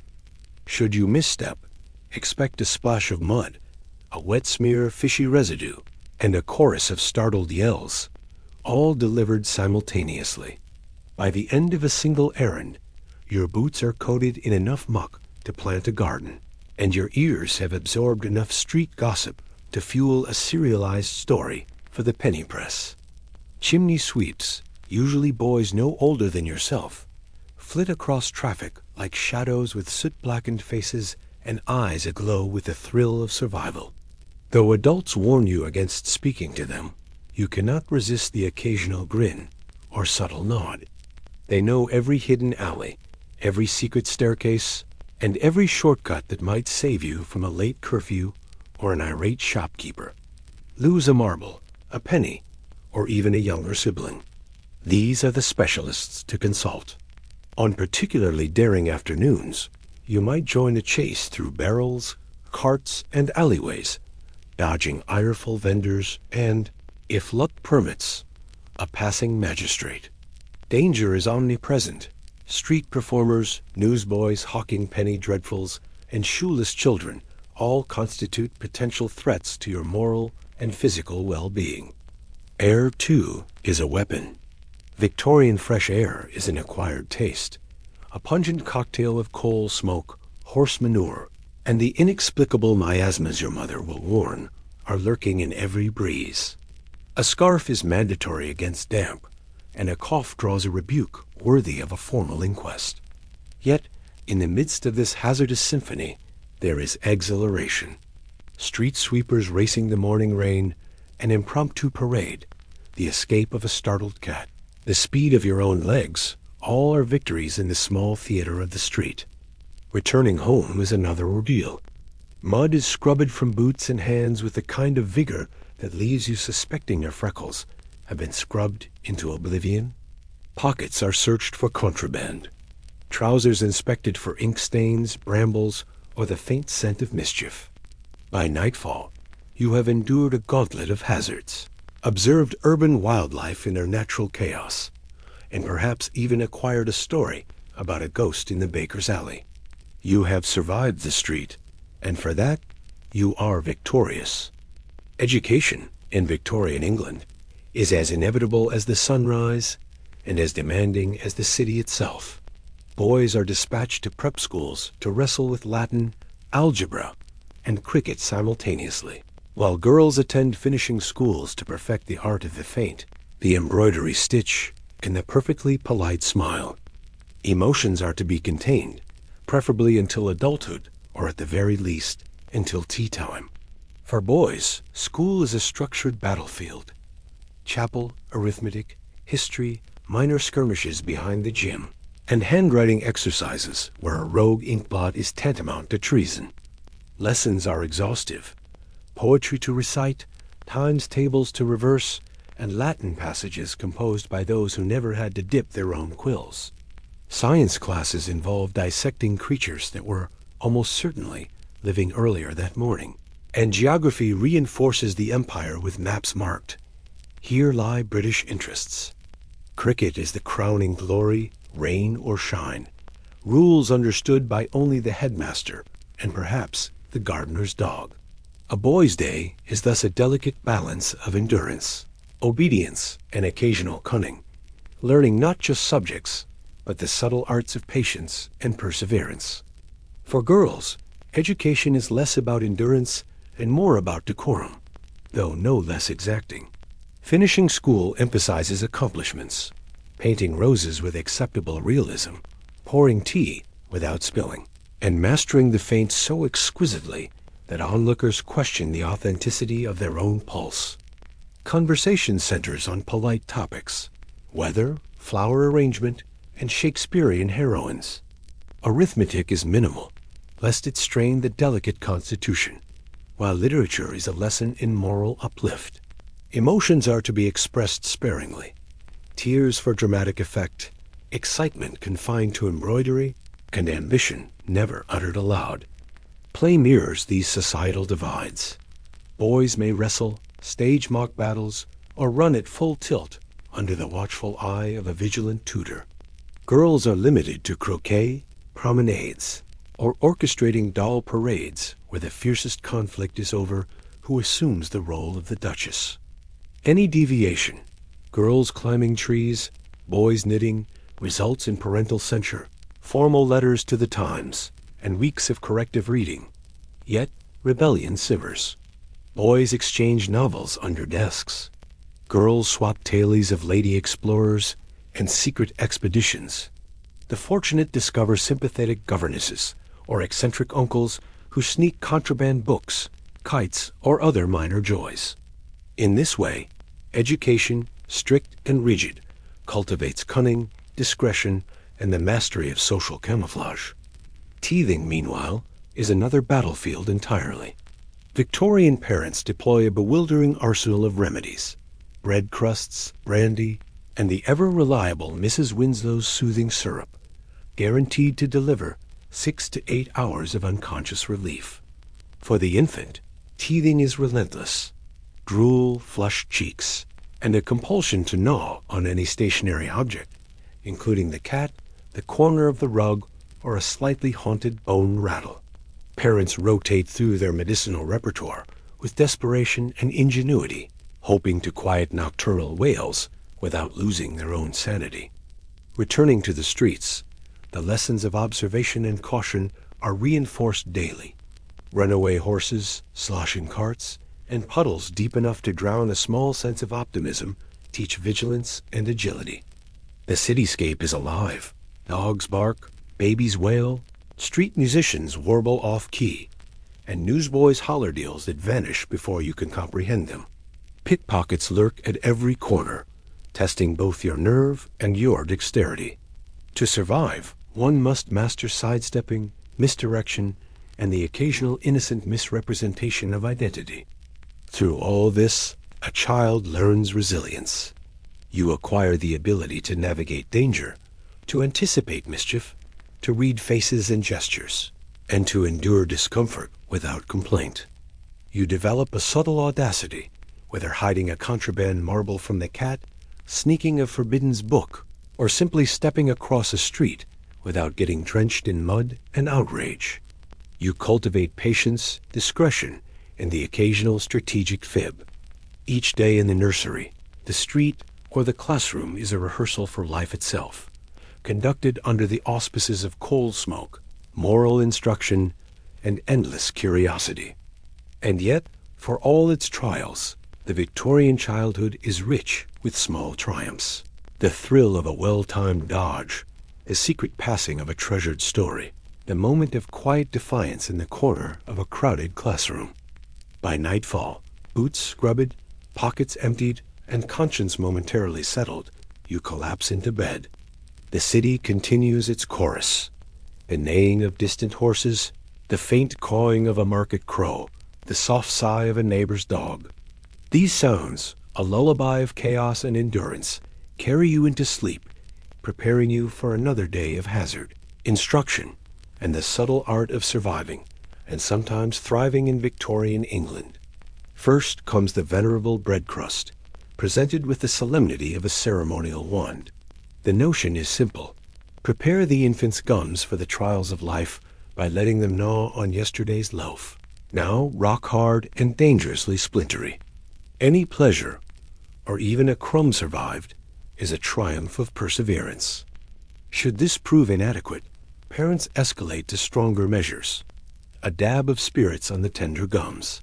Brandy, administered with the earnestness of a medical miracle, leaves a cohort of babies inexplicably tolerant of strong drink and remarkably capable of napping through thunderstorms. Yet the crowning jewel of teething remedies is none other than Mrs. Winslow's soothing syrup. This legendary elixir, a potion of morphine, alcohol, and various aromatic herbs, promises relief from all the woes of infancy: teething, colic, irritability, and perhaps existential despair. The baby sleeps, the household sighs in relief, and everyone conveniently ignores the fact that the infant has been staring blissfully at the wallpaper for 3 uninterrupted days. When the syrup runs dry, Victorian ingenuity provides alternatives: powders, draughts, or coral charms strung about the neck. Soon, the family medicine cabinet rivals an alchemist's laboratory, each elegant glass vial filled with substances likely banned in half the civilized world. Visiting relatives never fail to contribute unsolicited wisdom.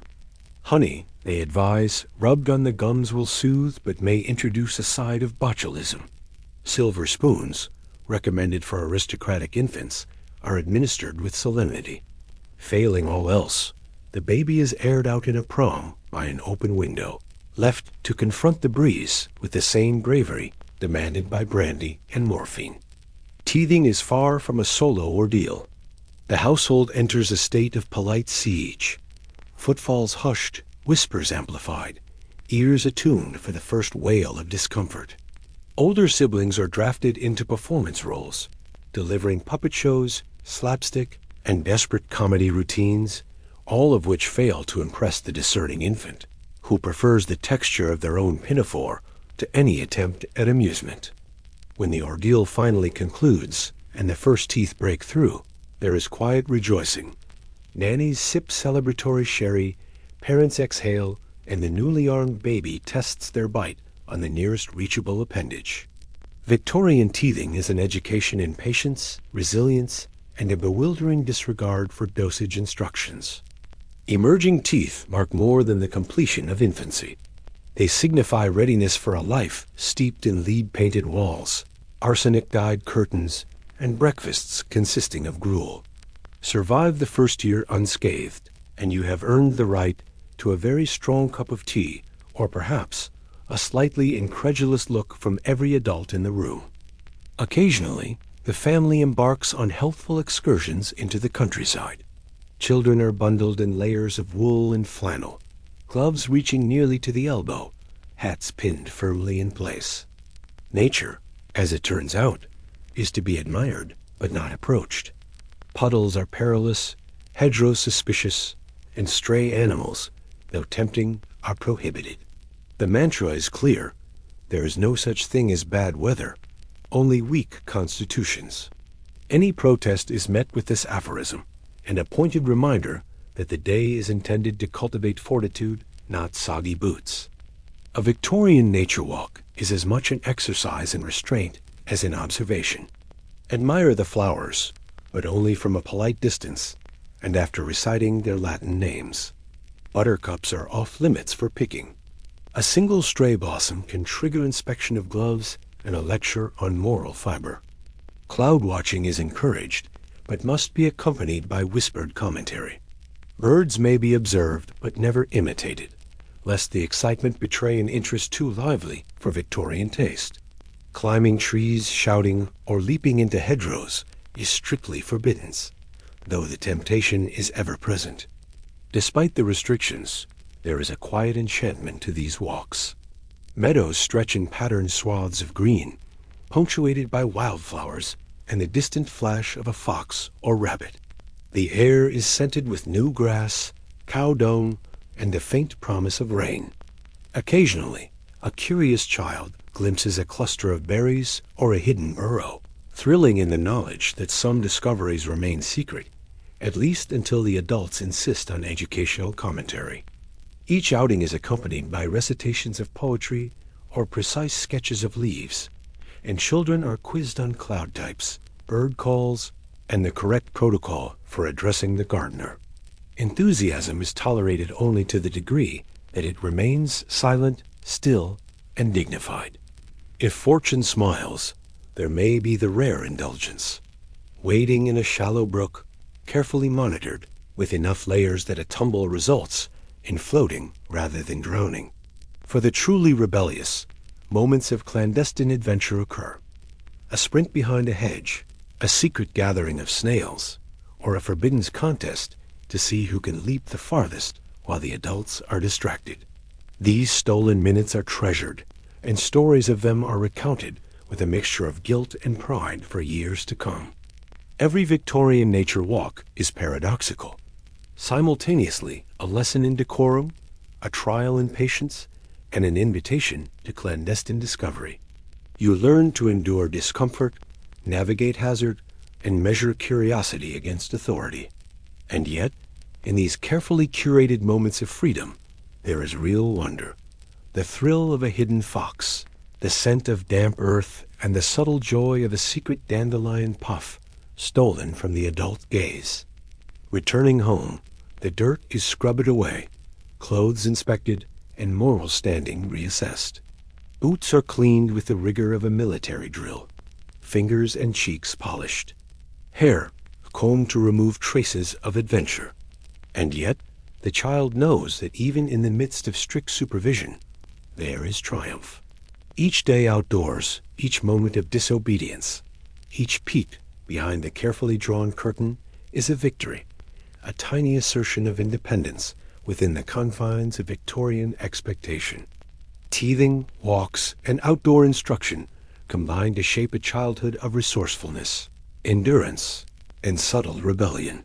From the trials of bread crusts to the perils of puddles, children learn early that survival requires cunning, patience, and occasionally a dash of creative defiance. By the time one sits down to dinner, exhausted, clean, and slightly wiser, it is clear that Victorian upbringing is a masterclass in fortitude, observation, and the gentle cultivation of curiosity within rigid bounds. Ultimately, the Victorian child emerges from these experiences with a peculiar blend of resilience and ingenuity, ready to navigate a world of lead, arsenic, strict social rules, and moral expectations. Teeth, boots, and curiosity intact, they have survived the nursery, the countryside, and the streets, each trial a rehearsal for a lifetime of resourcefulness, patience, and the quietly subversive enjoyment of small freedoms stolen under watchful eyes. You step into the world bundled in layers of wool, gloves, and moral expectation, and yet the wildness of childhood teases at the edges of every hem. The lane outside beckons with forbidden adventures, a reminder that childhood is as much about bending rules as it is about obeying them. The Victorians, of course, have a particular fondness for the spectral. You grow up half afraid of shadows, half enthralled by the promise of ghostly visitors.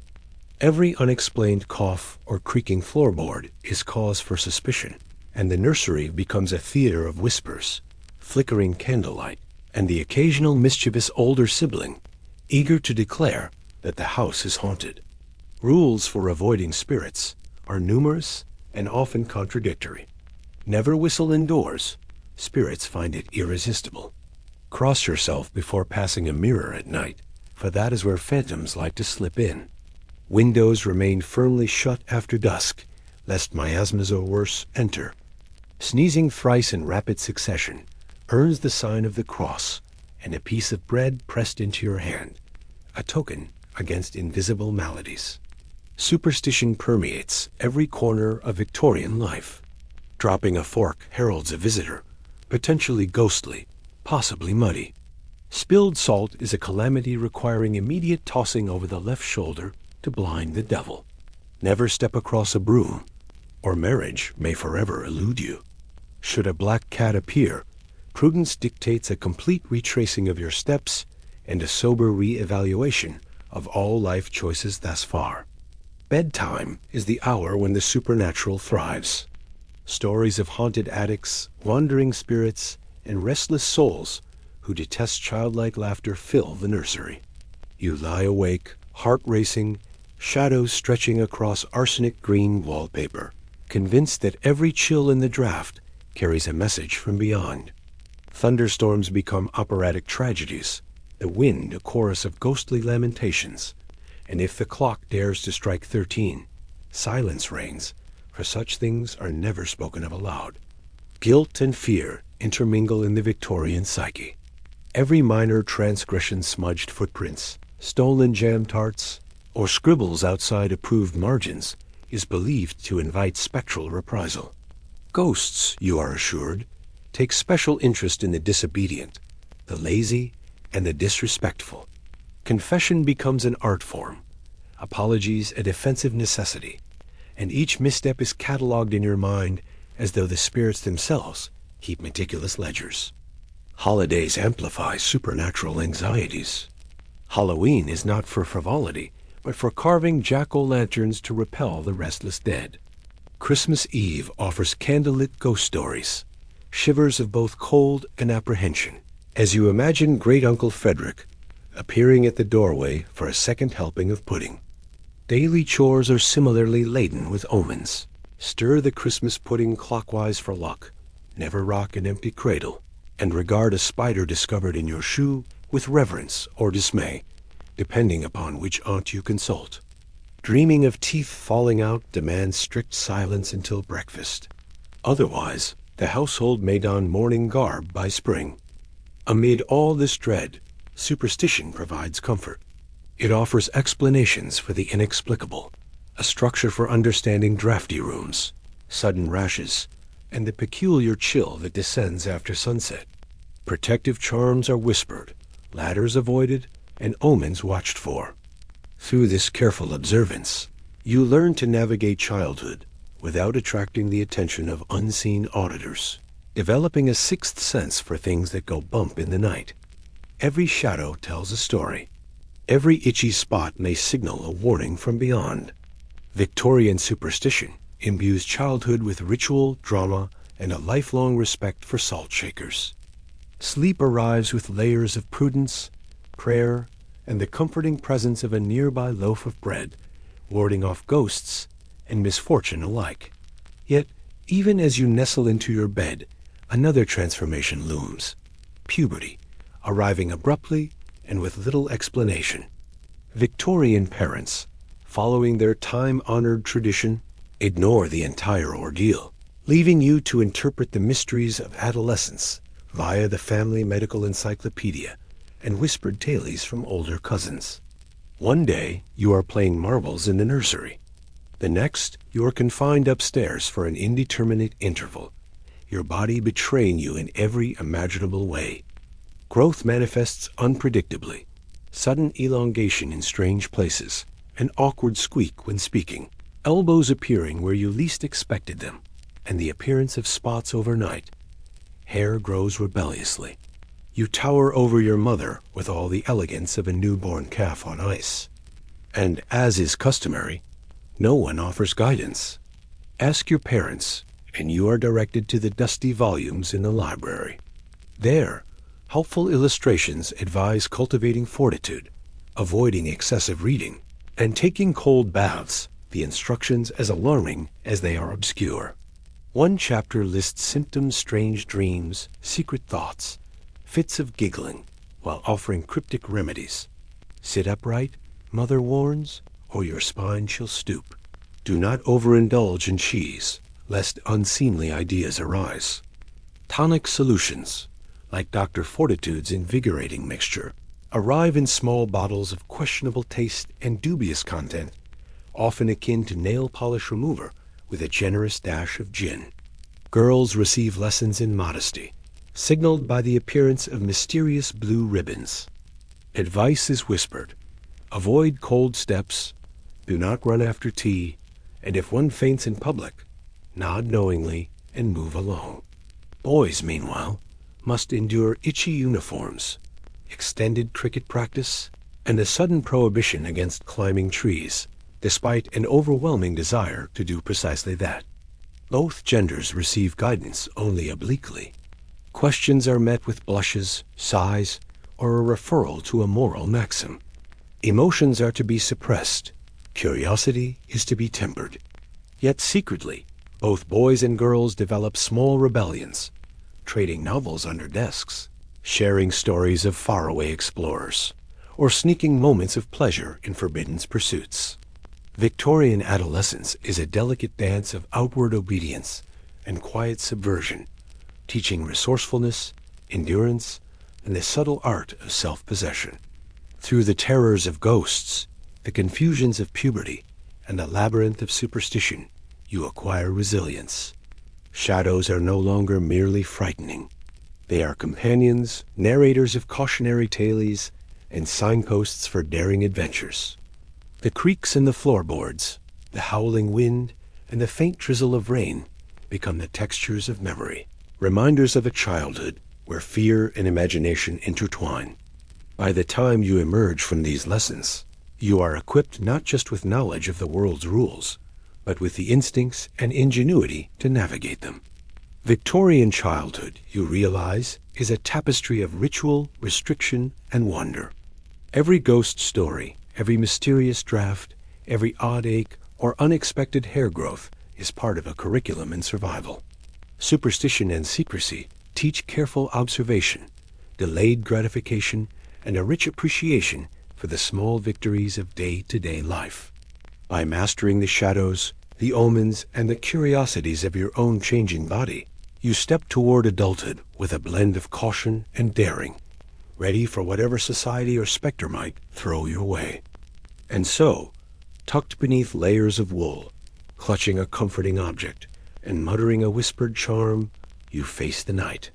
Ghosts, omens, and bodily transformations be damned. You have learned to survive, to observe, and perhaps to imagine lessons far more enduring than any mundane instruction in arithmetic or embroidery could ever provide. Older cousins seize any opportunity to impart their alarming wisdom, cornering you with vivid accounts of bodily transformations, impromptu wrestling matches behind the stables, and the essential practice of carrying a handkerchief at all times for emergencies, mostly moral, occasionally nasal. Your skin itches in rebellion. Your voice squeaks and cracks like a misbehaving violin. And suddenly, The world is filled with other people. Girls, boys, the baker's apprentice, the milkman's son, each arrival triggering a dizzying intensity, not unlike the climax of a 3-volume romance novel. Courtship, according to the household manual, is best conducted at arm's length, preferably by letter. Under the watchful eye of at least 4 chaperones, your first crush is a perilous secret, revealed only to the sanctity of your diary and occasionally to the family spaniel who pretends not to notice. Emotion becomes the greatest trial of all. Victorian children are trained to suppress feelings, yet adolescence delivers a veritable storm of rage, exhilaration, dread, and embarrassment all at once. You are expected to endure these tempests with composure, decorum, and when necessary, a brisk stroll in the garden to air your troubles. You adapt in the traditional Victorian manner, bottling your feelings, composing moody sonnets, and punctuating every hour with a long, world-weary sigh. Emerging on the other side, you are battered but wiser, possessing an intimate understanding of quiet corners, the art of feigned calm, and the remarkable capacity to panic internally while appearing serene. Victorian adolescence is a period of both profound confusion and small triumphs. Tea is stronger than ever, and conversations with adults are conducted in a carefully measured tone, as if discussing life's mysteries might somehow summon catastrophe. By the time you are finally invited to the adult table, you understand why everyone maintains a polite ignorance about the trials of youth. Some things, it appears, are simply better left unspoken. Bedtime is a ritual in its own right, a ceremony more ceremony than sleep. You kneel beside your iron-framed bed, brisk enough to avoid frostbite and solemn enough to ward off any spirits skulking in the wardrobe. The nursery is cold. The fire has long since died to embers. Your nightshirt is 2 sizes too large, a hand-me-down from a cousin who once survived several months by sheer insistence on wool and flannel. After prayers comes the bedtime tale, though story is a generous term. Most evenings deliver cautionary fables, whispered from the lips of nanny or a vigilant older sibling. Tales are heavy with lessons. Pride brings lightning strikes, misbehavior attracts stalks or worse, and virtue is rewarded while naughtiness receives swift and often imaginative punishment. Occasionally, parents offer a book instead of thick, improving volume like Pilgrim's Progress, or some slightly less terrifying moral treatise from the family library. You clutch the pages under scratchy blankets, trying not to notice the peeling wallpaper, the faint odor of camphor drifting from the medicine, or the creak of floorboards that suggest the very walls themselves are watching. The house itself participates in the nocturnal drama. Floorboards creak, wind rattles windows, and somewhere, someone coughs in a manner that implies a ghost has, if fortune or misfortune has it, a sleeping draught arrives. A spoonful of syrupy opium, disguised as a sleep aid, enough to lull a small bear into a week-long slumber. Resistance is futile. Protests are met with reminders of Aunt Belinda, who reportedly took it nightly and lived to the respectable age of 34. The draught tastes faintly of licorice, mild panic, and regret. Soon, consciousness drifts, and you are spared, at least temporarily, the house's nocturnal symphony. Despite the ghostly fears and soporific elixirs, there are small comforts. The soft thump of a sibling's foot, the distant rattle of a carriage, the conspiratorial warmth of sharing the bed with a confidant, human or canine, provide reassurance. Whispers of tomorrow's daring adventures, stolen marmalade, or minor acts of rebellion circulate until Nanny's sharp warning restores order. Shadows slide across the ceiling, and you lie awake, imagining what mischief the next day might bring. A new rash requiring 3 different ointments, a sudden spot demanding a lecture on the perils of draughts, or the discovery of a mouse in the pantry. The nursery hums with life, the rustle of a small creature, the sigh of the wind, the rhythmic snore of the family dog curled by the dormant hearth. Even the house. Eventually, sleep arrives not gentle, but complete. Exhaustion, moral caution, and the faintly narcotic warmth of a Victorian sleep draft combine to carry you into dreams populated by haunted nurseries, improbable adventures, and endless bowls of gruel. Morning brings stiffness, occasional itching, and the steady certainty that life in Victorian England will demand vigilance and resilience once more. Surviving bedtime, it seems, is a small but significant victory. Potty training, another cornerstone of Victorian childhood, is a matter of public consequence rather than private encouragement. Your personal chamber, pot off in porcelain, occasionally painted with cherubs' flowers, or stern moral maxims resides, flushed toilets are rare, and instead, trips to the backyard for the night soilman are routine, an occupation so fraught with danger and discomfort that hazard pay would seem appropriate. Accidents are met with lecturing, embarrassment, and the urgent need to conceal failures until the housemaid is absent. The chamber pot serves as both necessity and moral instructor. Some are adorned with cheerful imagery, roses, jolly geese, and smiling cherubs. Others carry admonitions. Cleanliness is next to godliness, or look before you leap.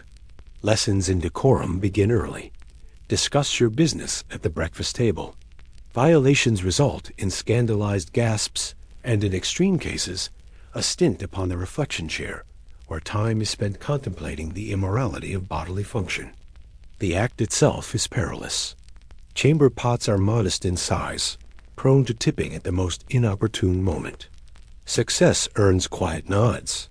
Failure requires swift cover-up and the delicate assignment of blame to a sibling, or, if luck permits, the family dog. Each morning, the housemaids empty the night's contents with muttered curses, while the night soilman's cart rattles through the alley, a living testament to the limits of Victorian plumbing. Through it all, and the precarious chamber pot, you learn vigilance, discretion, and the precise art of behaving properly in the face of chaos. You emerge equipped with the skills to navigate a world simultaneously enchanting and terrifying, governed by rules, ritual, and the occasional opiate. By mastering the small domestic dramas of the nursery, you acquire resilience, wit, and a peculiar pride in having survived each nocturnal ordeal, ready to face whatever challenge or ghost the day might bring. Potty training in a Victorian household is a public spectacle in ways modern children might scarcely imagine. Older siblings take particular delight in regaling you with horror stories, real or exaggerated, of their early failures. Perhaps Cousin Edmund missed the pot entirely, was forced to endure a week of cold cabbage, and offered a trembling apology to every adult in the house, including the cat. These tales are designed to haunt your dreams, to instill vigilance at all times.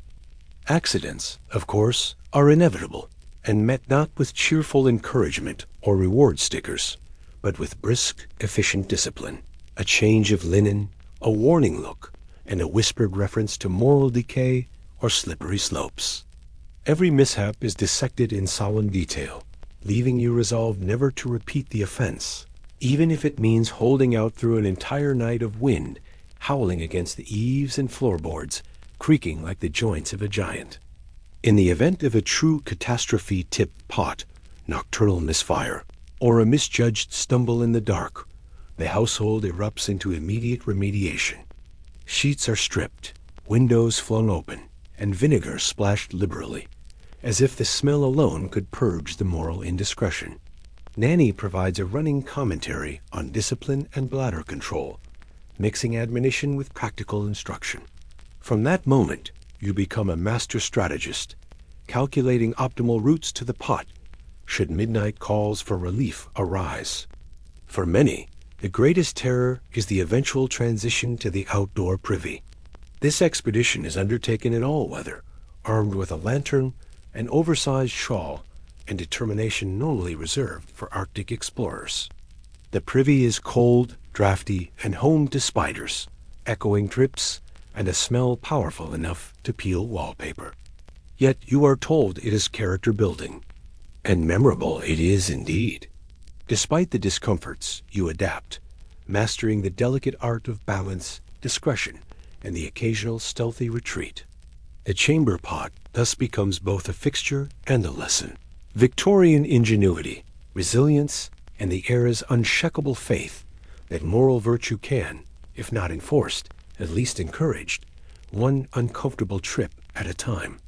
Getting dressed each morning is no mere routine. It is a full-contact sport. Children, whether 5 or 15, face wardrobes rivaling the complexity of modern tax codes. Young girls wrestle with corsets designed to enforce posture and obedience, while boys struggle with starched collars that could double as medieval splints. Every child wears at least 3 layers, regardless of the season. Summer, wool, flannel, and occasionally velvet. Freedom of movement is strictly theoretical. Nothing says childhood liberty like sweating through a waistcoat while your mother fusses over the precise symmetry of your shoelaces. The day begins not with a stretch or yawn, but with a bellow. Nanny throws open the curtains, floods the room with cold air, and pronounces idleness the progenitor of wrinkles and ruin. Before protest can take shape, the battle with clothing begins. At the foot of your bed lies a tower of attire. Petticoats, chemises, drawers, stockings, garters, undershirts, waistcoats, and on particularly unlucky mornings, a sailor suit whose neckerchief can only be tied correctly by the ghost of a long-lost great-aunt. Girls' first obstacle is the corset, or embrace of discipline, as the family prefers.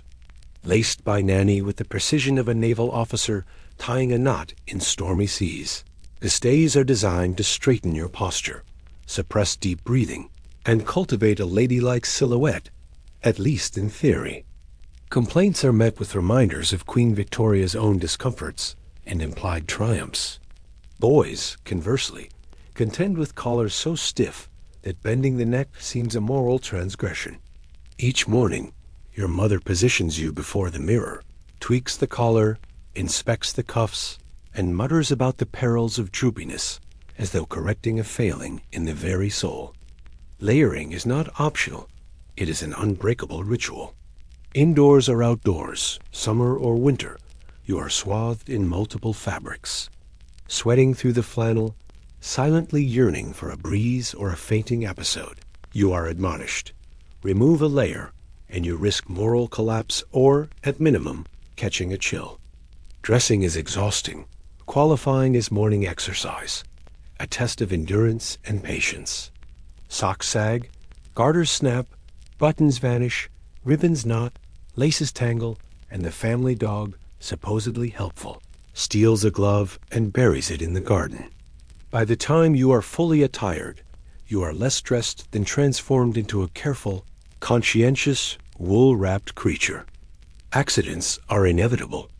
Petticoats snag on door handles, ribbons tangle catastrophically, buttons pop under the slightest provocation. Each mishap is a minor tragedy, occasioning impromptu mending sessions doubling as lessons in humility and careful living. Mothers, with the precision of moral cartographers, inspect each garment, treating loose threads as moral failings demanding correction. Special occasions amplify the peril. Lace collars with microscopic hooks, hats pinned with a force bordering on cruelty, shoes tight enough to question the sanity of their maker.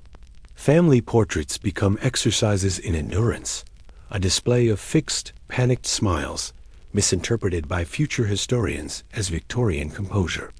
Yet through the struggle, you develop agility, patience, and a quiet appreciation for the small freedoms of childhood.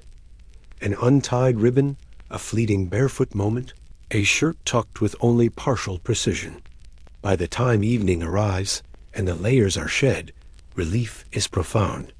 You marvel at survival, drift into bed, and let your dreams wander amid the rustle of petticoats, the click of mending scissors, and faint heroic fantasies of tomorrow's wardrobe wars. Victorian childhood is a paradox of discipline and creativity, misery and resilience. You navigate teething syrups potent enough to tranquilize ponies, wardrobe trials demanding contortionist skill, and chamber pots whose contents are a lesson in humility and discretion. You survive lead paint, mysterious rashes, and moral lectures delivered via cold cabbage and impromptu reflections. Through all of it, you emerge equipped with stamina, patience, ingenuity, and the ability to maintain the appearance of composure while enduring silent panic.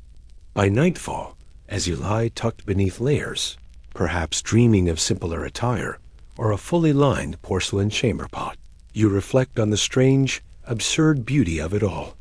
Victorian childhood demanded vigilance, endurance, and a touch of ingenuity, but it also fostered imagination, cunning, and a subtle understanding of human nature. The world is navigable, though often treacherous, one corset lace, chamber pot, and moral cautionary tale at a time. And so you drift off, grateful for warmth, relative safety, and the small rebellions tucked into your day. A loosened button, a half-missed layer, a brief barefoot adventure. You rest, comforted by the knowledge that surviving the absurdities of the nursery, the moral strictures of the household, and the curious hazards of everyday life is itself a quiet triumph. Sleep well, knowing the world is safe for now, and that tomorrow, with its buttons, collars, and moral lessons, awaits.